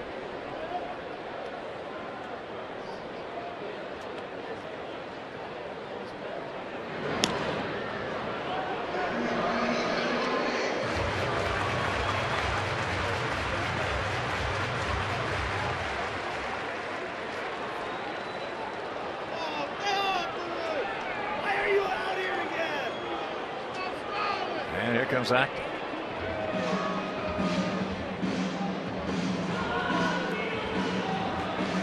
So a meeting of the minds at the mound, and as they do that, White Sox and Cubs rivalry continues this season for the BP Crosstown Cup. Great season still available for the White Sox versus Cubs here at USA Field June 18th, 19th, and 20th. So purchase tickets by visiting whitesox.com or calling 866-SOX-GAME.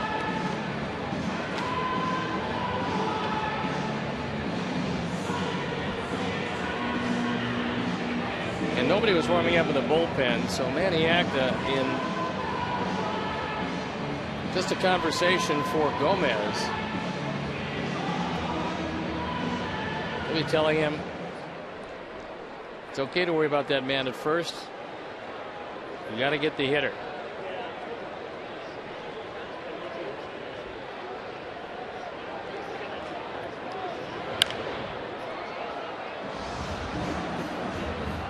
I have not been watching Santana. He's calling for that on his own. That's one thing. But if somebody's calling from there, he's looking over there. Somebody's calling from the dugout. Manny was talking to the wrong guy. Yeah, they're calling a lot of throwovers. Pitch out, nothing on. 2-1. Yeah, I was talking with former catcher John Wathan, now a scout for Kansas City prior to the game. We were talking about this same thing on how catchers today, when they come up to the big leagues, most of them have no clue on how to call a game because they've never called one from high school on up through college and through professional baseball. The managers are called.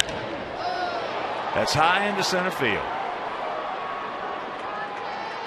Cunningham. So 2 down. And one of the reasons why De Aza was not going, nor even made an attempt at going, was Robin wanted to get the big man up, hoping that Gordon would not into a double play and give Dunn an opportunity after his towering home run in the first. And here it was, if you missed it. All right, we will show you after the pitch if you just tuning in.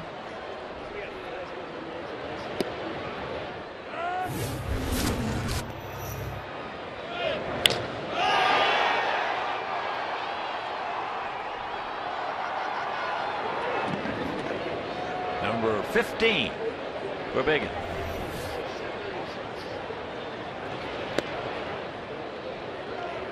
Won the count.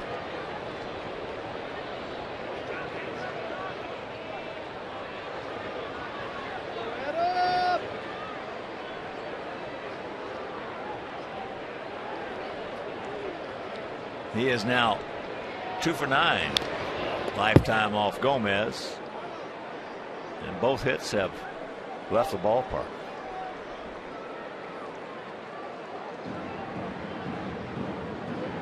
Paulie on deck. Come on, Adam.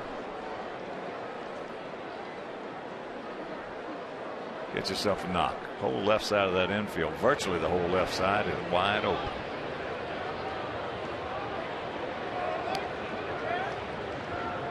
There he goes. And it's academic. As Adam strikes out. So that'll retire the side. We're into the 6th, leading 3-2.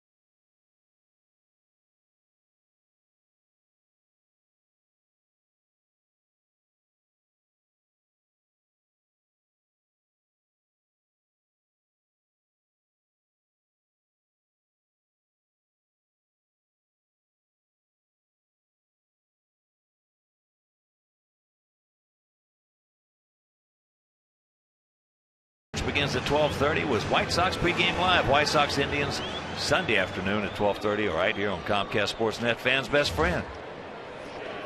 Earlier in the game, Shelley Duncan was called safe at second. The ball beat him, but Marvin Hudson said the tag wasn't on. Look at the hand. The hand's on the bag. The tag is not there. And that time, De Aza was rung up. But he won't get caught stealing because Adam struck out.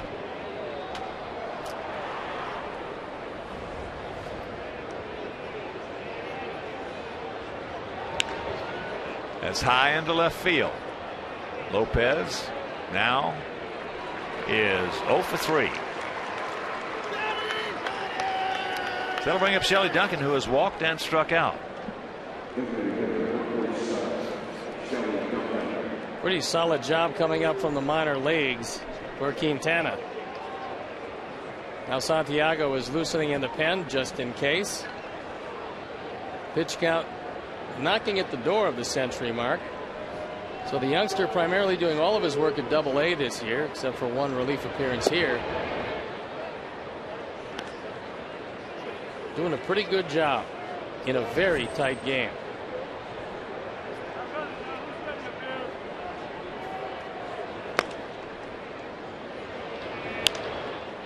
High pop-up, Paulie.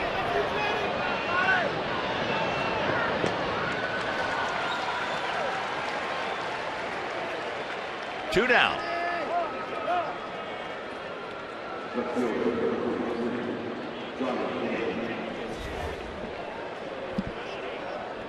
.101, and as you can see, coasting first, some little problems in the second. In the third, a few problems, but a minimum in the fourth, and it's kept them in the game to this point. Johnny Damon takes first pitch strike. Johnny 0 for 2, a strikeout and a pop-up.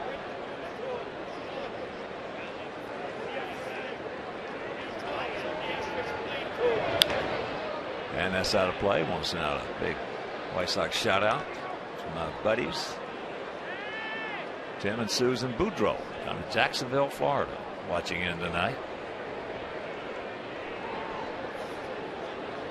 As here's the 0-2 pitch.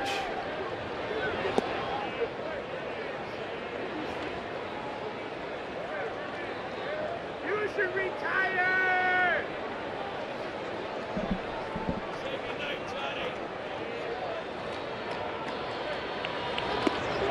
That's up high. Tim and Susan also a good friend of Johnny Damon, the man at the plate.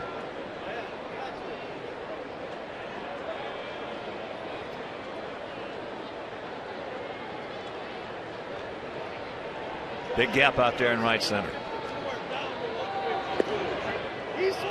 Checked it up, full count.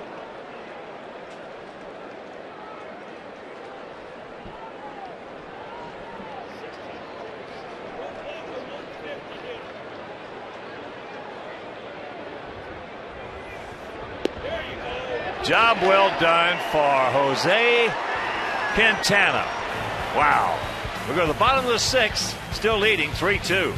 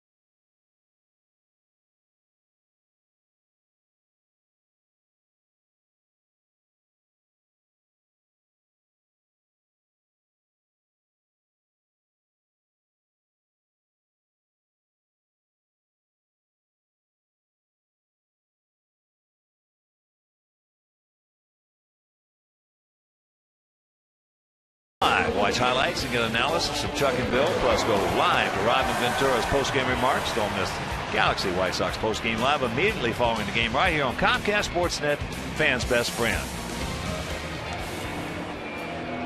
Bottom of the 6th, and what a nice performance by that young man right there for the second time. He did a terrific job. This is his first major league start. 6 innings, just 4 hits against the first place team. He had the one wild spell where he walked back-to-back hitters with 4 strikeouts, but only the 2 earned runs, and one way or the other, he's going to leave with the lead. So here's Polly. He's 1 for 2. A deep drive to center, taking Cunningham right up against the wall, and a single. First ball, Hunting pops it up. Cabrera. Well, we were talking earlier, a couple of innings ago, about many avenues, many roads, many issues, many elements in somebody's career being determined, whether it be positive or negative.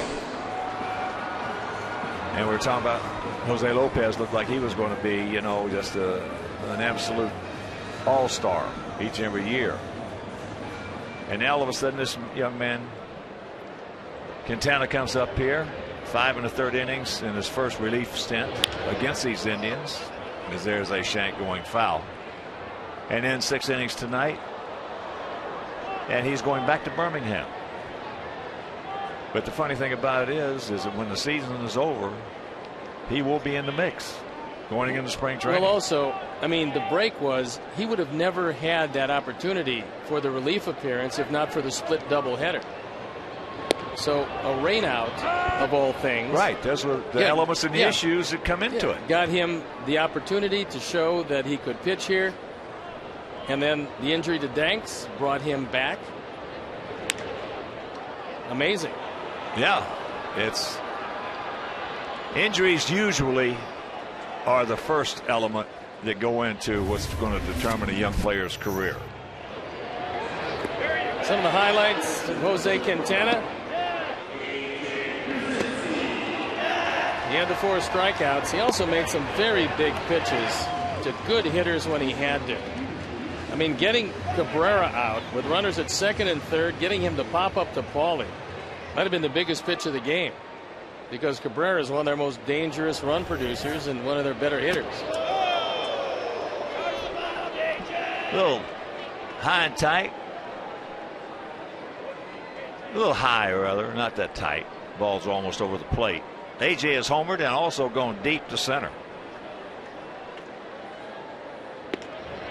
And the count 2-0.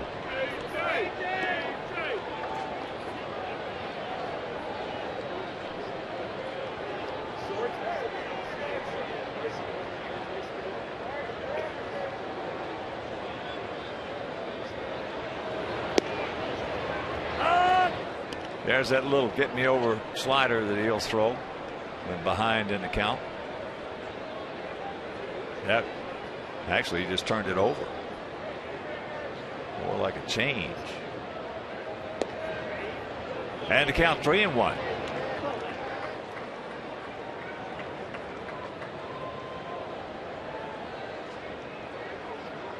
Huge gap out there in left center. I haven't seen a defense for A.J. like this by any team.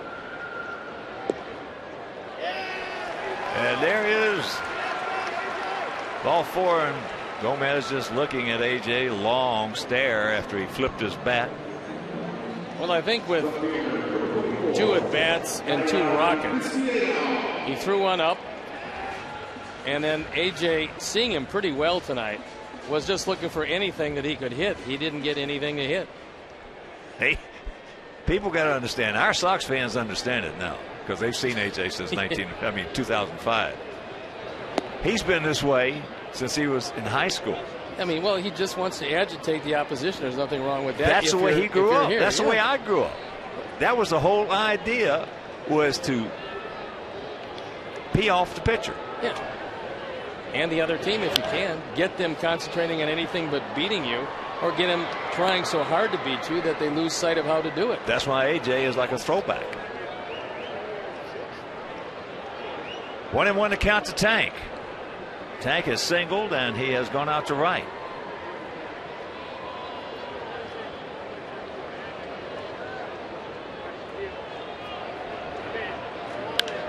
Now, John Wathan, former manager of Kansas City, former catcher, good one, and broadcaster with him. Now scouting for him says, we're talking before the game. He says, what makes A.J. booed in all these stadiums that he goes to? I said, he's been getting booed since he was in high school. He aggravates the opposition. It's pretty easy. The fans and the other team. They were drilling him in high school, knocking him down. All he does is win. That's all he does.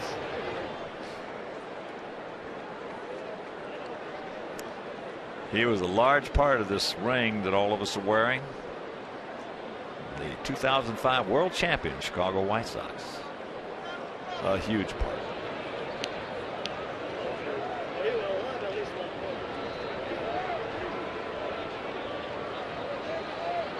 The 2-2. It's full.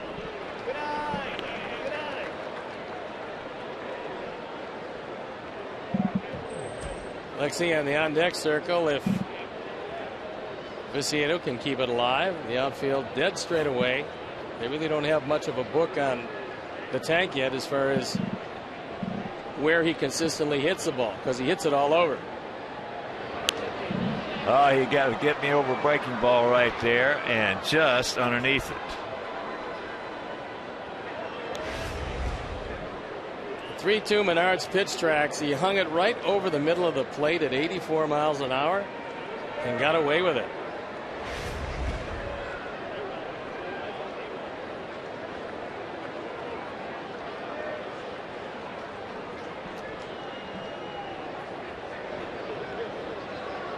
And once again, the 3-2.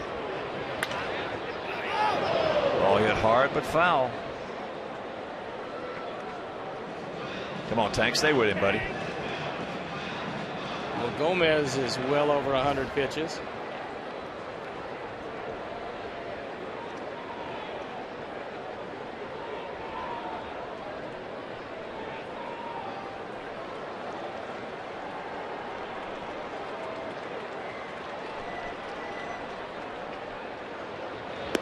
And that is ball 4. So back-to-back walks coming with 2 out here in the bottom of the 6th. And Gomez just did something that's really hard to do. And that is walk the Tank. 142 at bats. And that's just the 4th time he's taken the intentional pass.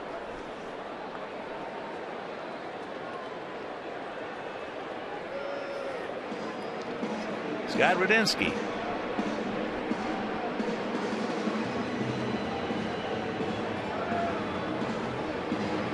And the bullpen up and going. Asensio, who we've seen a couple of times, actually, we've seen him exhibiting very good stuff, despite the fact his ERA is 4.43. He's looked pretty good against us. We got to him once. He's got a good overhand curveball, and he throws pretty hard. Let's tack another on him before Gomez gets out of there. Alexei has gone out to right, grounded to short.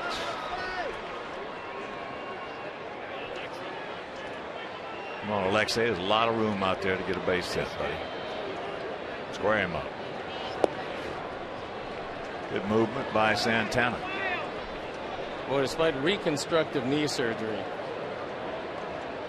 this guy has come all the way back, and he shows excellent movement behind the plate. He's a little like Kurt Suzuki in that respect.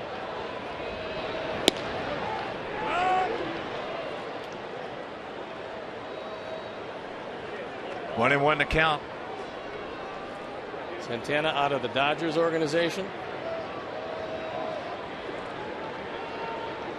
And he's going to be a real good one. He's a good one now.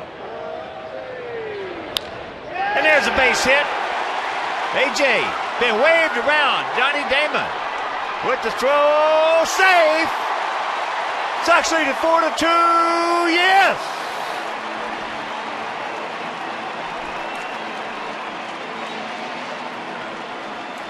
RBI number 18. And the big break they give you when they keep Johnny Damon in the game late is they give you the extra base. Joe McEwing on anything was going to run on Damon.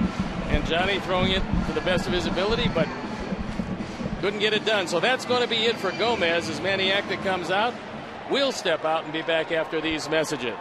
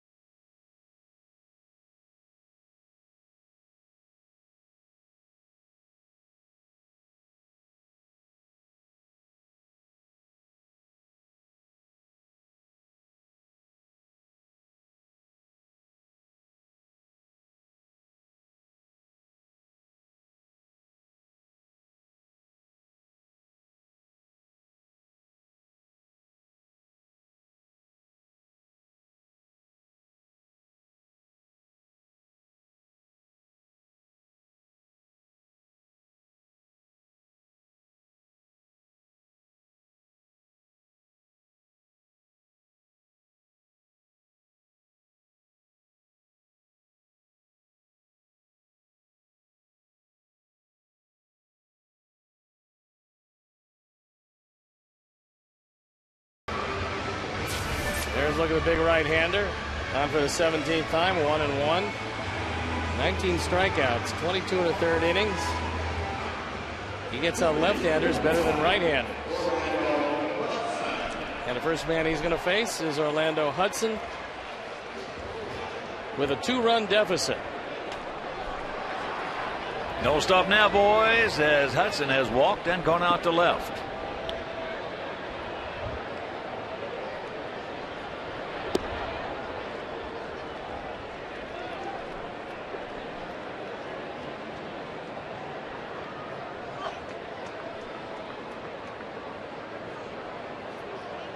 Four 6-0 for our guys, 2-4-0 for their guys here in the bottom of the 6th inning.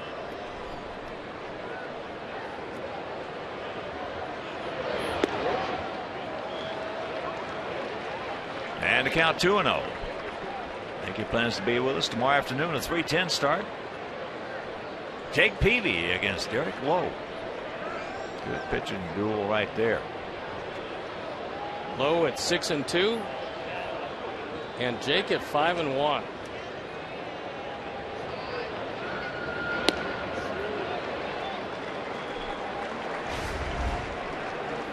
That's the remainder of the series. Gavin Floyd will look to turn it around against Ubaldo Jimenez, who has turned it around. Remember the start tomorrow, 3 o'clock.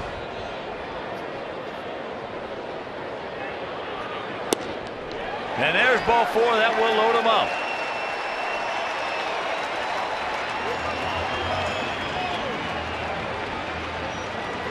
So that'll bring up Diaz, who's 1 for 2. A walk, a run scored. That was in the first inning. He went out to center in the second, and he singled sharply into right last inning.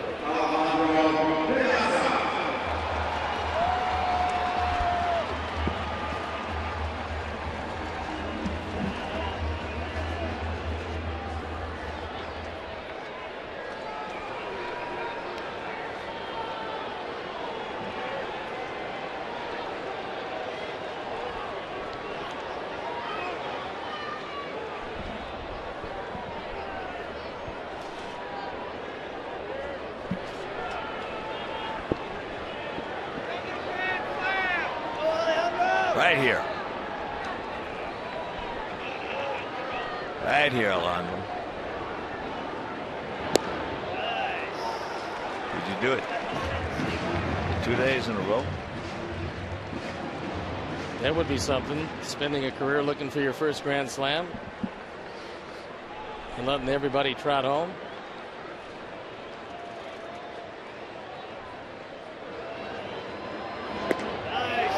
Don't help him out. Asensio really getting under the fastball. And Santana going out there. You look at Genmar Gomez, who's thrown well against the league, not so well against us. This Asensio's got about as much movement as anybody in this league.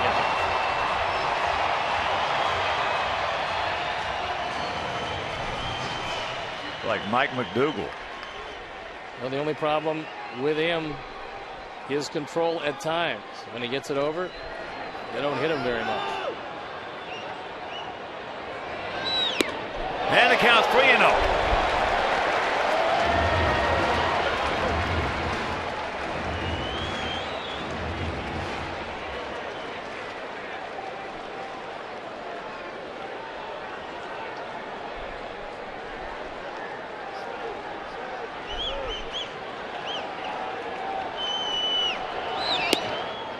There's one.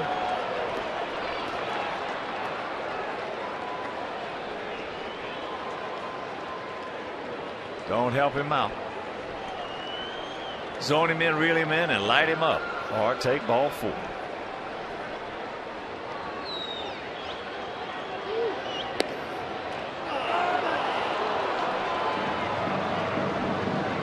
So sacks packed with Sox, 2 out, and a full count. Beckham on deck.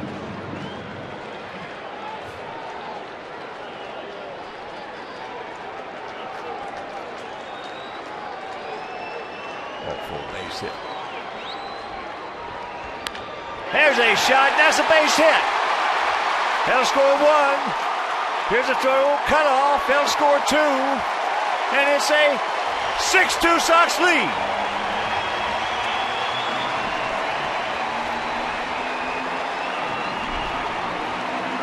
Alejandro took a couple of pitches up until he got one down to his liking. Menard's pitch tracks will show you this ball is close to on the ground. Takes it into right field and drives in runs 18 and 19 and makes it a 6-2 lead. Don't stop now, boys, as here is Gordon. Gordon's due. He's 0 for 3.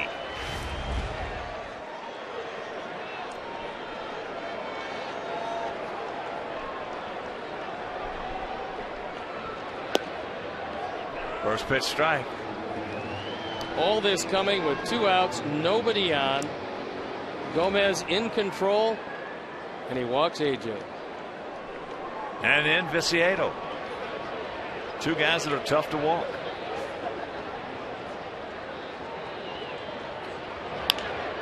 That ball hit hard right to Lopez. But a quick number goes up on that board. We'll go to the 7th, leading by 4.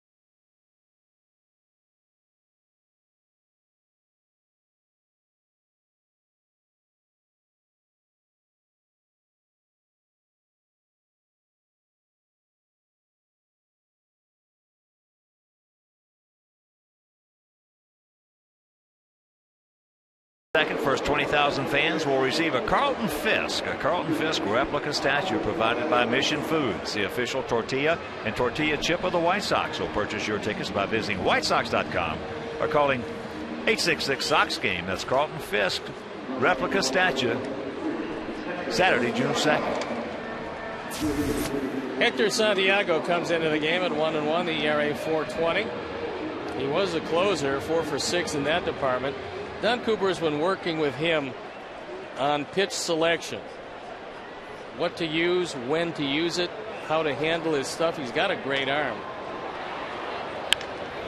First ball hunting into center field, left center. They got a man there. One pitch, one out. Kochman now 0 for 3. Here's our Xfinity high-speed action replay, and it came courtesy of Alexi Ramirez. Cunningham takes it right back up the middle. Alexi with a 360 spin and a gun to first base to get him by a half step. Just outstanding defense. And it takes a cannon for an arm to get it done. We have seen a couple of outstanding plays. That one and the one by Gordon Beckham earlier. A good effort tonight. Good effort with the gloves. Good effort with the bats. And a special pitching effort by the rookie Quintana. 1-1 the count. And Twins trying to come back. They now trail 7-5. That game in the 7th inning against Detroit at Target Field. That is popped up. The change or the Scroogey. 2 down.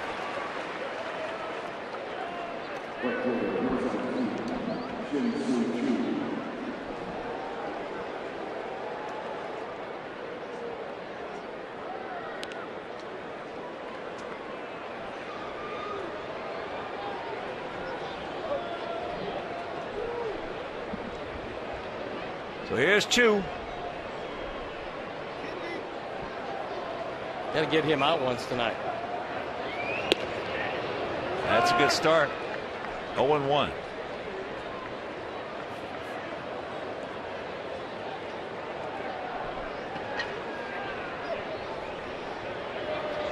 Breaking ball, a good one. And that's one of the things that Don Cooper told Santiago was, look, you got a pretty good curveball. And if you establish a fastball early enough and throw strikes, they're not going to be able to sit on the curveball. He gone. Nice, quick 1-2-3 inning for Hector. 7th inning stretch. We lead it by 4.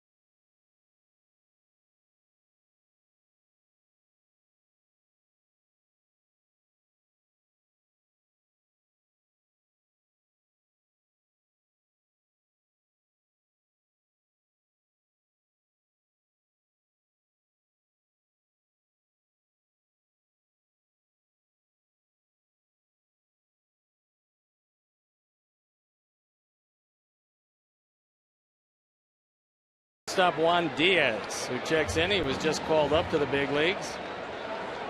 Takes over for Asdrubal Cabrera. It's the bottom of the 7th. A 6-2 Sox lead. And here's first pitch to Adam Dunn, who is 1 for 3. So Maniacta giving Cabrera a rest here. And for those of you who did not see the first inning,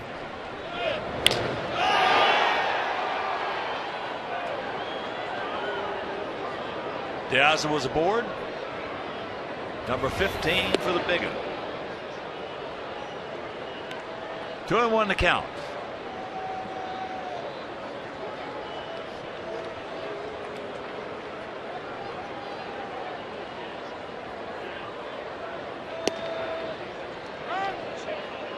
That one at 87.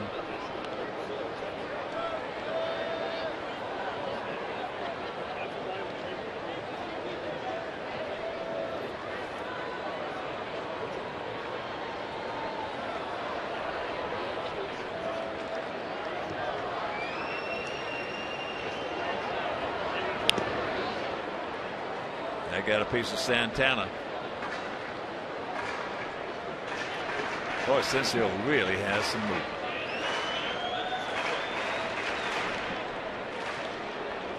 Well, the one pitch he threw that didn't move was that ball that Diaz had lined into right field.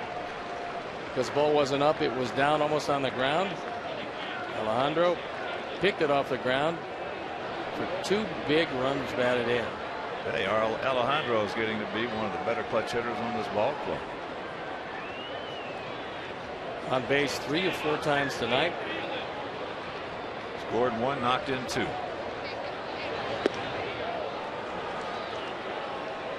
So that is out number 1.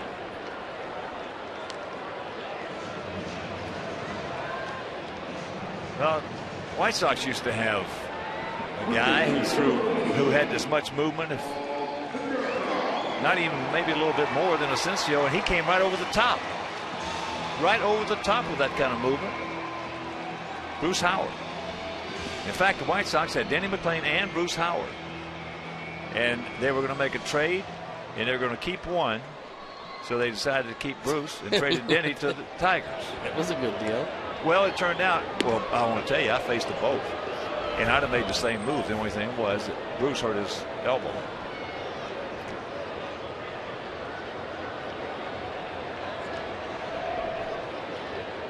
Paulie is 1 for 3. Takes ball 2. 2-0 the count. Asensio tried to get 2 curveballs over the plate, both of which hung inside. Yeah, but Bruce Howard had one of the best sinkers you ever want to see, right over the top. It was a freakish thing. I was going to say, it's hard to make the ball do that from that angle. Well, there's a 2-hopper down to Lopez. That's probably what killed his elbow. Well, Mel Stottlemyre, former 20-game winner with the Yankees. He had a great single. Right over the top. He and Bruce Howard were the only 2 guys that I've ever seen came right over the top with that kind of movement. Here is Alex, 0 for 3 tonight. He's due.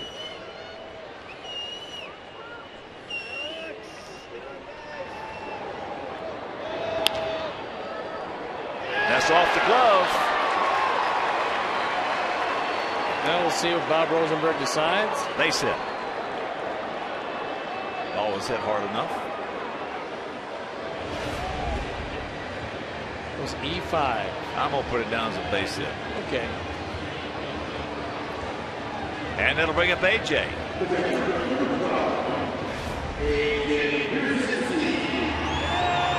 When you got to reach that far, that's a base hit. I know you pitchers don't agree. No. When you got a 1.5 range, no.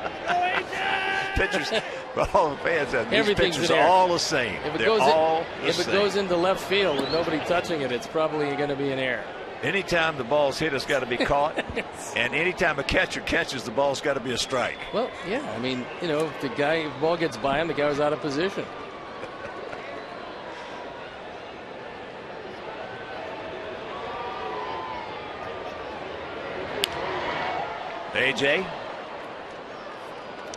AJ's 1 for 2 and scored a couple of runs. There's Rosie. Long time. The one in front. Score.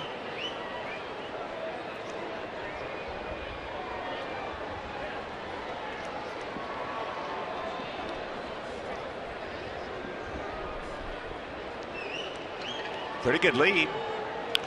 Whoa, he got a cookie there. Couldn't do anything with it.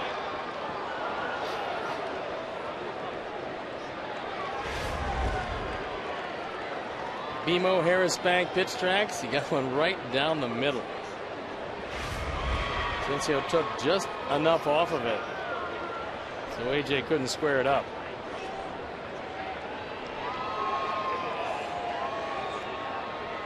The 0-2. And that's all the way back.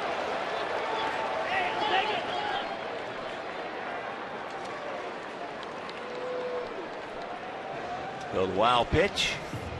Now pick him up, AJ. Now the Tigers have just scored 2, still hitting in the top of the 7th, now leading 9-5 over the Twinkies at Target Field.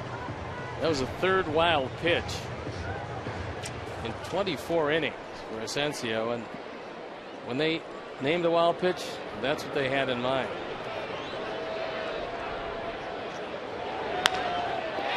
And that's into center field. Get down. It will, and gets by him. So Rios will score. AJ on his way to third. He will get there with his second triple. Safe. Now the ball gets by. Now he's going to go back. Asensio rifled that at Lopez. And AJ with a 3-base hit. His second run driven in. And fortunately was not facing that throw from Asensio. So Cunningham makes the diving attempt and can't smother it. And AJ thinking 3 bases from the get-go. It's a 7-2 game. Don't stop now, boys. Pick him up, Tank. AJ thinking that ball's going to get by, and then Asensio rifles the throw in. That ball hit hard. Stretch. Stretch. He looks up. You can put it on the board. Yes, a bomb for the Tank. Mercy.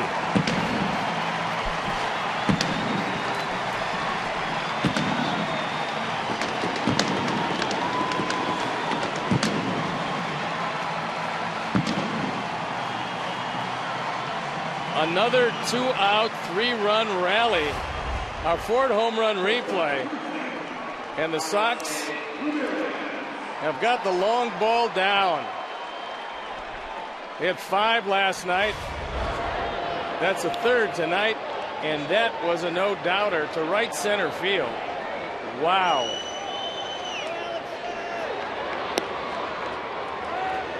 There's a strike in the count 0-2. Alexei 1 for 3, but it was one of the bigger hits tonight. That 2-out RBI single last inning as the ball gets away.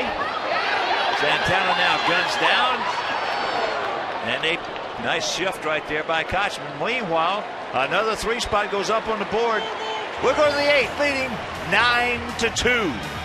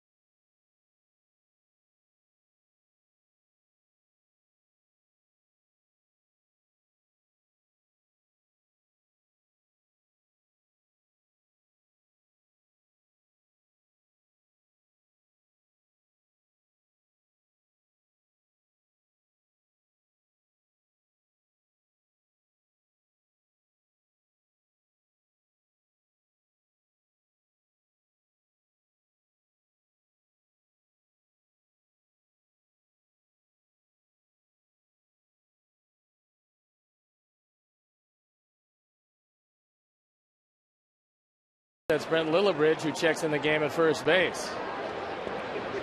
Santiago still on, but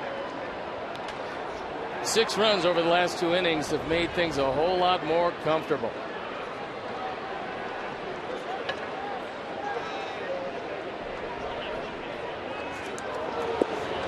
There's the strike. 1-1 to Kipnis, who was 1 for 2. Hard single, stolen base, deep drive to center, caught, and then a walk. 1-2 the count.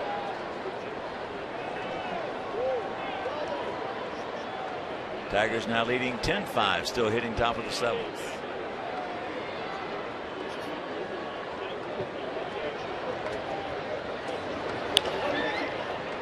And that's sharply hitting the hole. Diaz, what's your first name?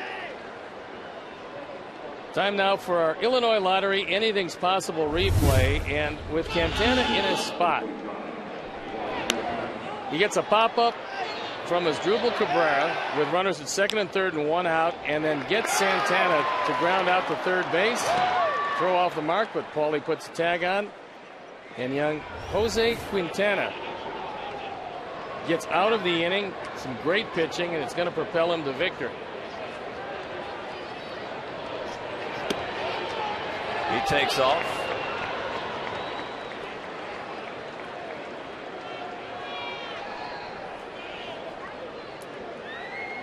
That one very much stolen on Santiago, was paying no attention to Kipnis.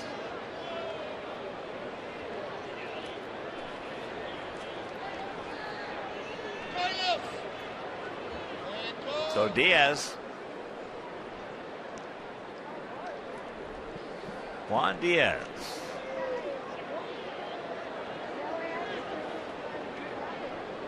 hitting in Cabrera's spot. Takes a strike to even the count at 1.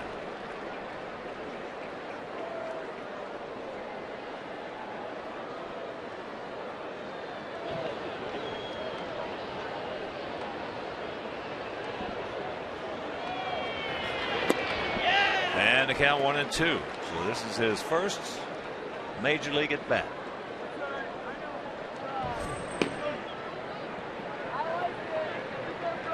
Ricardo throwing in the bullpen.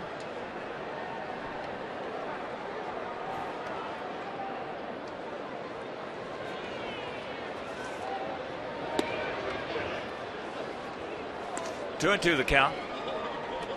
Hey, tell Johnny. Jeremy Ricardo, the right-hander in the pen. Diaz, 23 years old, at Bani in the Dominican. No walks, and the count goes full. Diaz really signed by Seattle.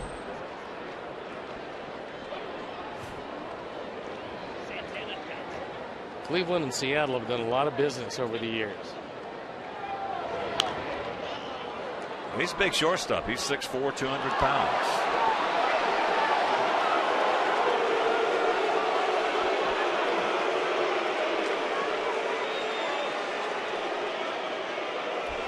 I believe it's the same fan that he fanned earlier. Again? Again. He's got his head in his hands.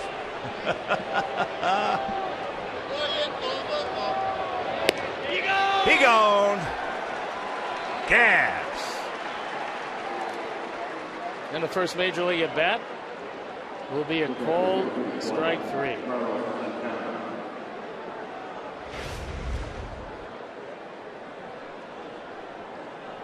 That one with a good piece of the plate. There's Santana. He's 0 for 3.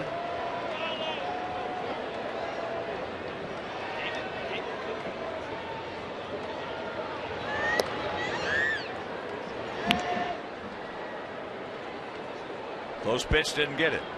1-0.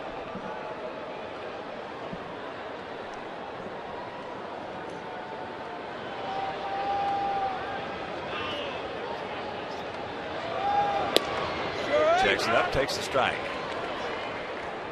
Some of you wondering at home about Kipnis running with a 9-2 score here in the top of the 8th inning. Well, the culture of the game has changed.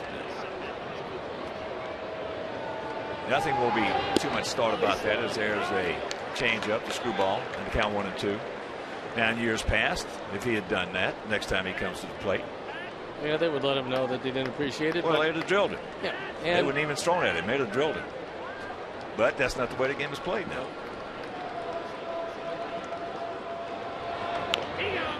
Little nubber. Watch out. Grab it. That ball had a lot of spin on it, and once it goes into foul territory, you've got to go get it.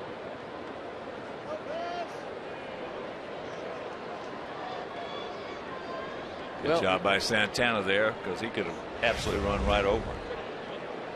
See the ball spinning, and right here is when you got to grab it. He waited a little bit, but it stayed foul.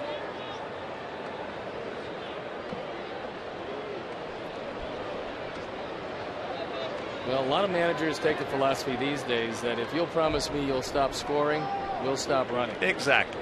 I mean, that's the way it is. I mean, you know, and hey, as long as you know what the rules are. And those are the rules. That ball, one hopper. Right to Alexei, right over the top. A little bridge. 2 down.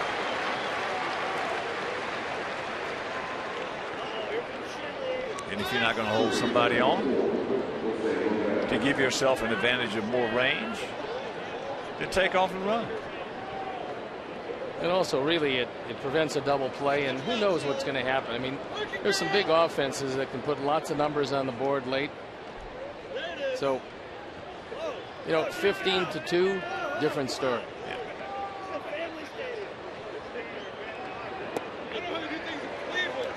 Lopez. Jose is fouled out to Alexei, grounded to third, and gone out to left. So all 3 have been on the left side.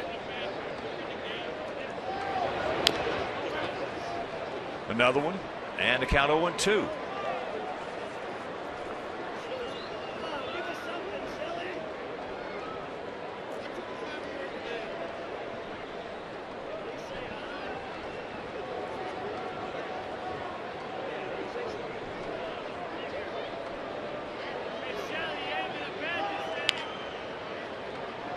Got the long peg. Big arm by Orlando. Nice job by Hector. And we'll go to the bottom of the 8th, leading by 7.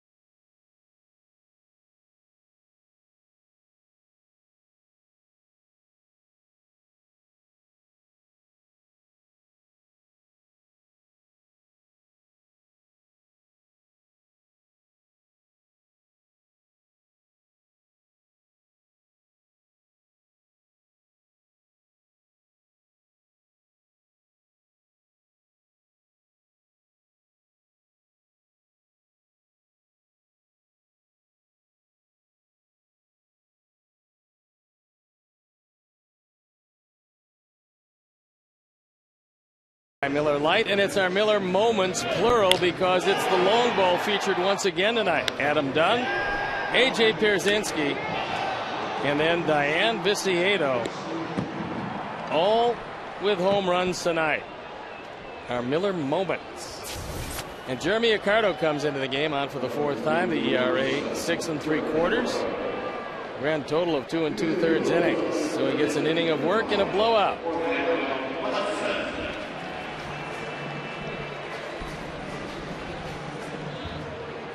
Orlando Hudson. Steve and I were just talking in between innings here. A guy who's always been a second baseman. The other night just made his first career start ever at third base. He's got a big arm. I mean, he's made some plays from deep at third. He's made some plays running in off balance. And he gets the ball there in plenty of time each and every time. He's 0 for 1 tonight. He's walked twice. In fact, he's been impressive at the plate as well.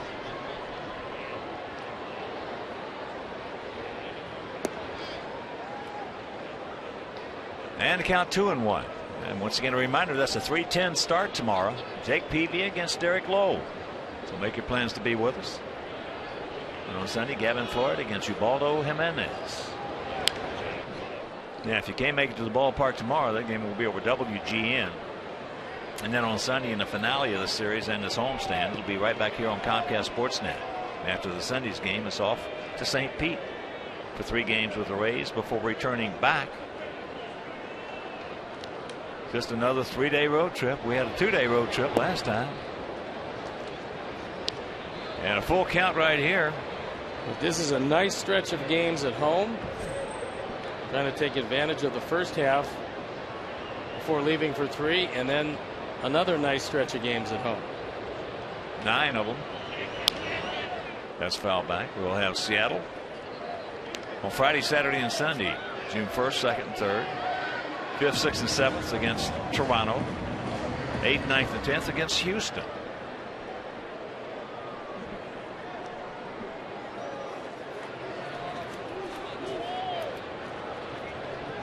Once again, the payoff. And there's another walk. 3 walks for Orlando. They'll get used to seeing those Houston Astros, because next year they'll be in the American League and they'll be coming in once a year. And we'll be going down there when we play the Texas Rangers on the all humidity tour.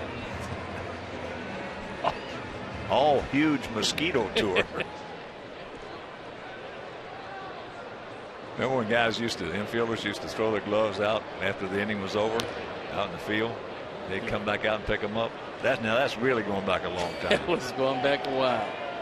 That one got another piece of Santana, and for whatever reason against us, and he's not that big a guy, he's taken a tremendous beating behind the plate. He and Alex Avila wow. have both of them just get beat up against us. Well, that one was off the left shoulder, and you wear that little pad there, that doesn't do much for you.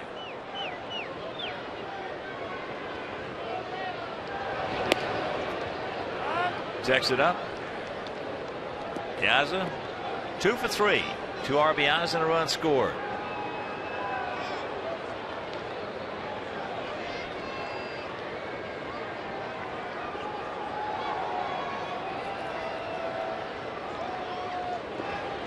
Ball gets away, so Orlando will cruise into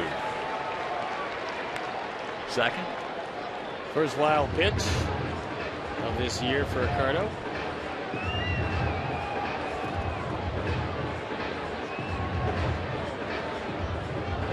Minnesota has scored 1, still hitting in the bottom of the 7th, trailing now 10-6.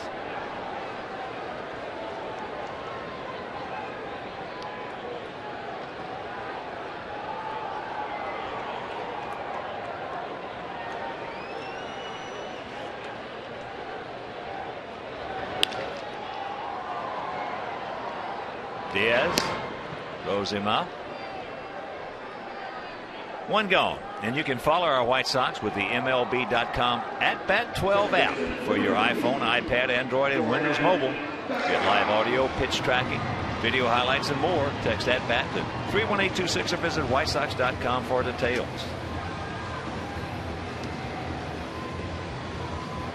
Here's Gordon. And we understand, as Drupal Cabrera left the game with tightness in his hamstring, left hamstring. get through. It will. Thank you very much. And I got to believe that Orlando Hudson had something to do with that, because he went back, got right in line with the ground ball, let it go, I believe, right between his legs, and I'm not sure that Diaz saw that ball at all. I think you're right, 100% right. Been around a long time, smart base runner. Watch it again as Diaz goes up the middle, and Orlando just lets it kind of go between his legs. Can't get to it. Base hit. So here's the big one. Takes ball one. 1 for 4. That 2-run homer back in the first inning, his 15th of the season. He now has 35 RBIs. High towering blast.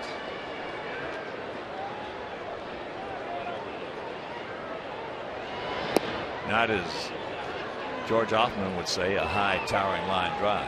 No, wasn't one of those. No, it wasn't, George.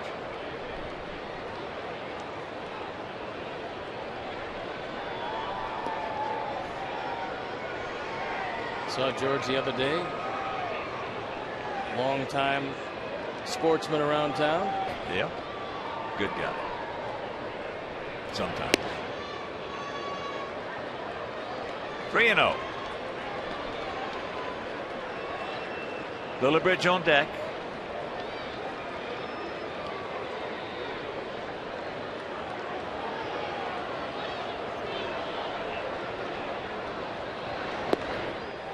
And that will load him up.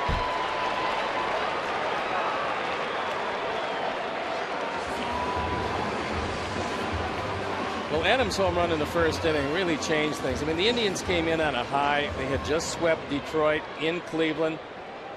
They had a 3.5 game lead. They came in here. They scored in the first inning. Could have been more, but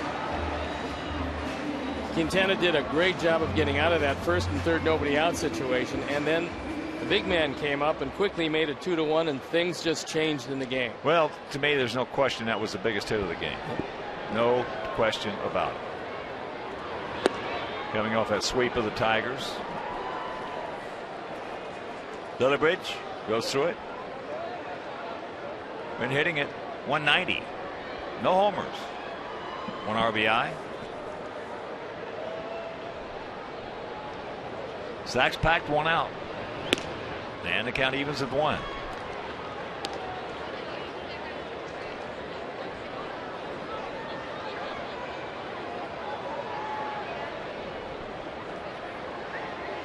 Wide range of speed on the bases for the Sox.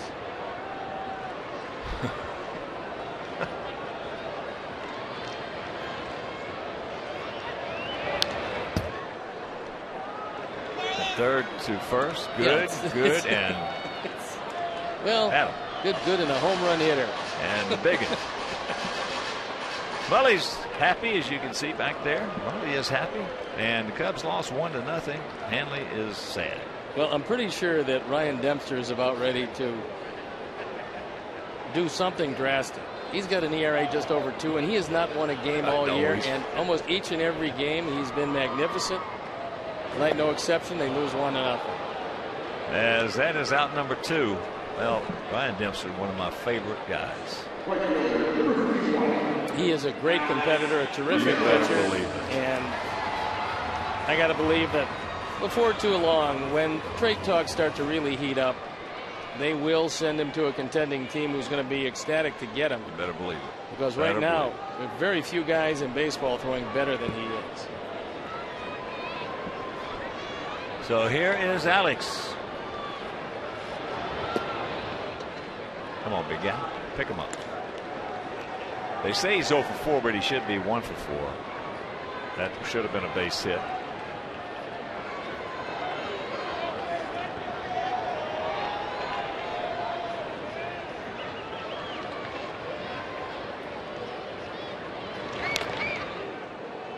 Fouls that one over into the Indian dugout. 9 runs, 10 hits, no errors for our guys. 2 runs, 5 hits, 1 error for their guys. That one got Santana again. Take a look at one catcher taking a tremendous beating. dead in the mats. He's a ball magnet. And he's having a hard time shaking off this one.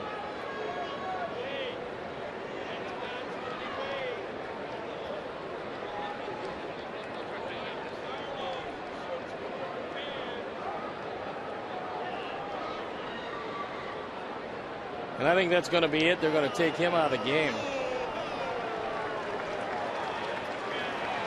I think Lou Marson is going to put on the gear.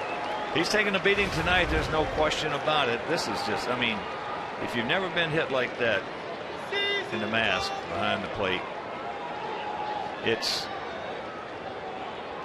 just jars your whole head. Yeah, I'm really surprised that more catchers don't either one get whiplash or two get more concussions from the sheer force of the blow that they take, because they get hit a lot in the mats. And as I said, it's around the periphery of the face. It's your whole thing. Is Sandy? There's a guy that got beat up a lot because he's so huge. Carlton Fisk and Sandy Alomar and A.J. Pierzynski. When you get guys that big, they take a severe beating behind that plate. They just occupy more space.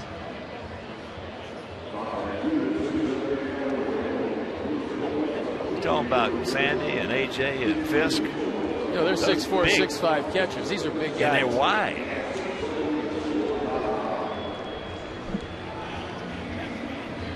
There's Lou Marson.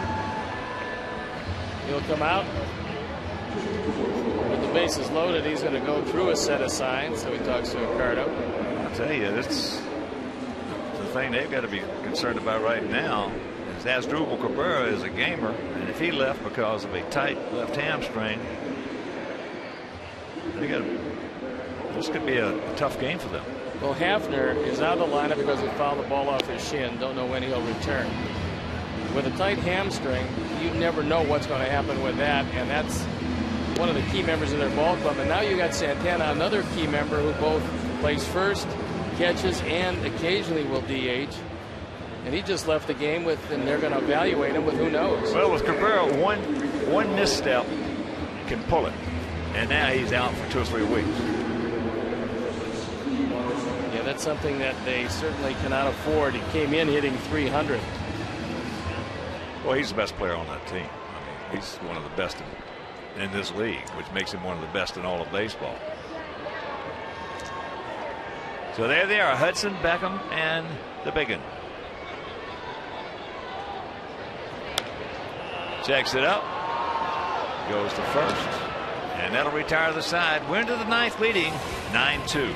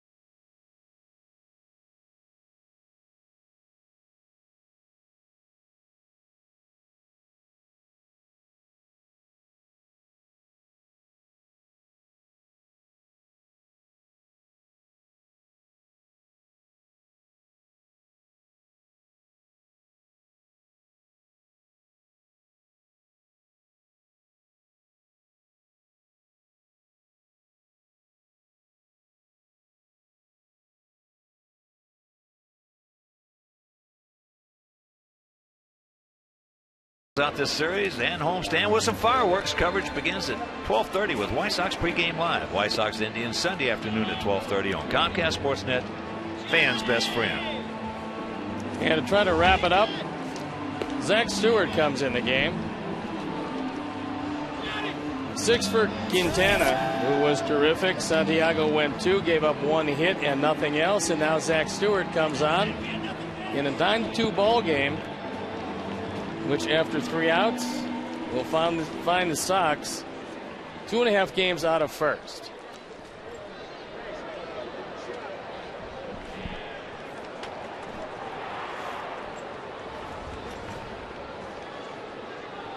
So here's Shelley. Duncan takes first pitch strike. Shelley tonight has walked, struck out, and popped up to first.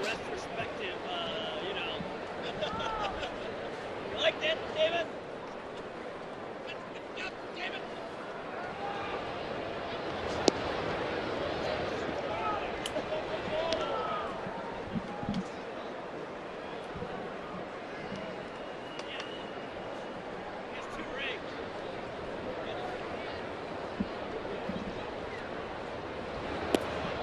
That's low.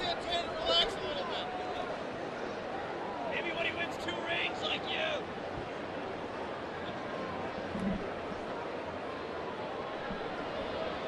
Two and 1 to count.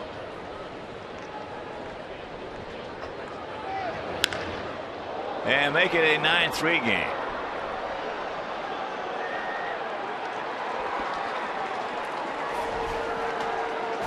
Two-1 fastball. That's why Duncan's still in the major leagues. His 4th, his 11th driven in.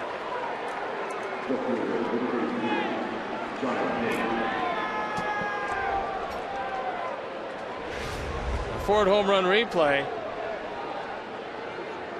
Low fastball and gone.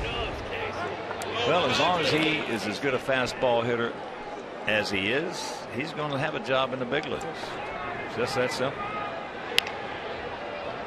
And there's a base hit by Damon.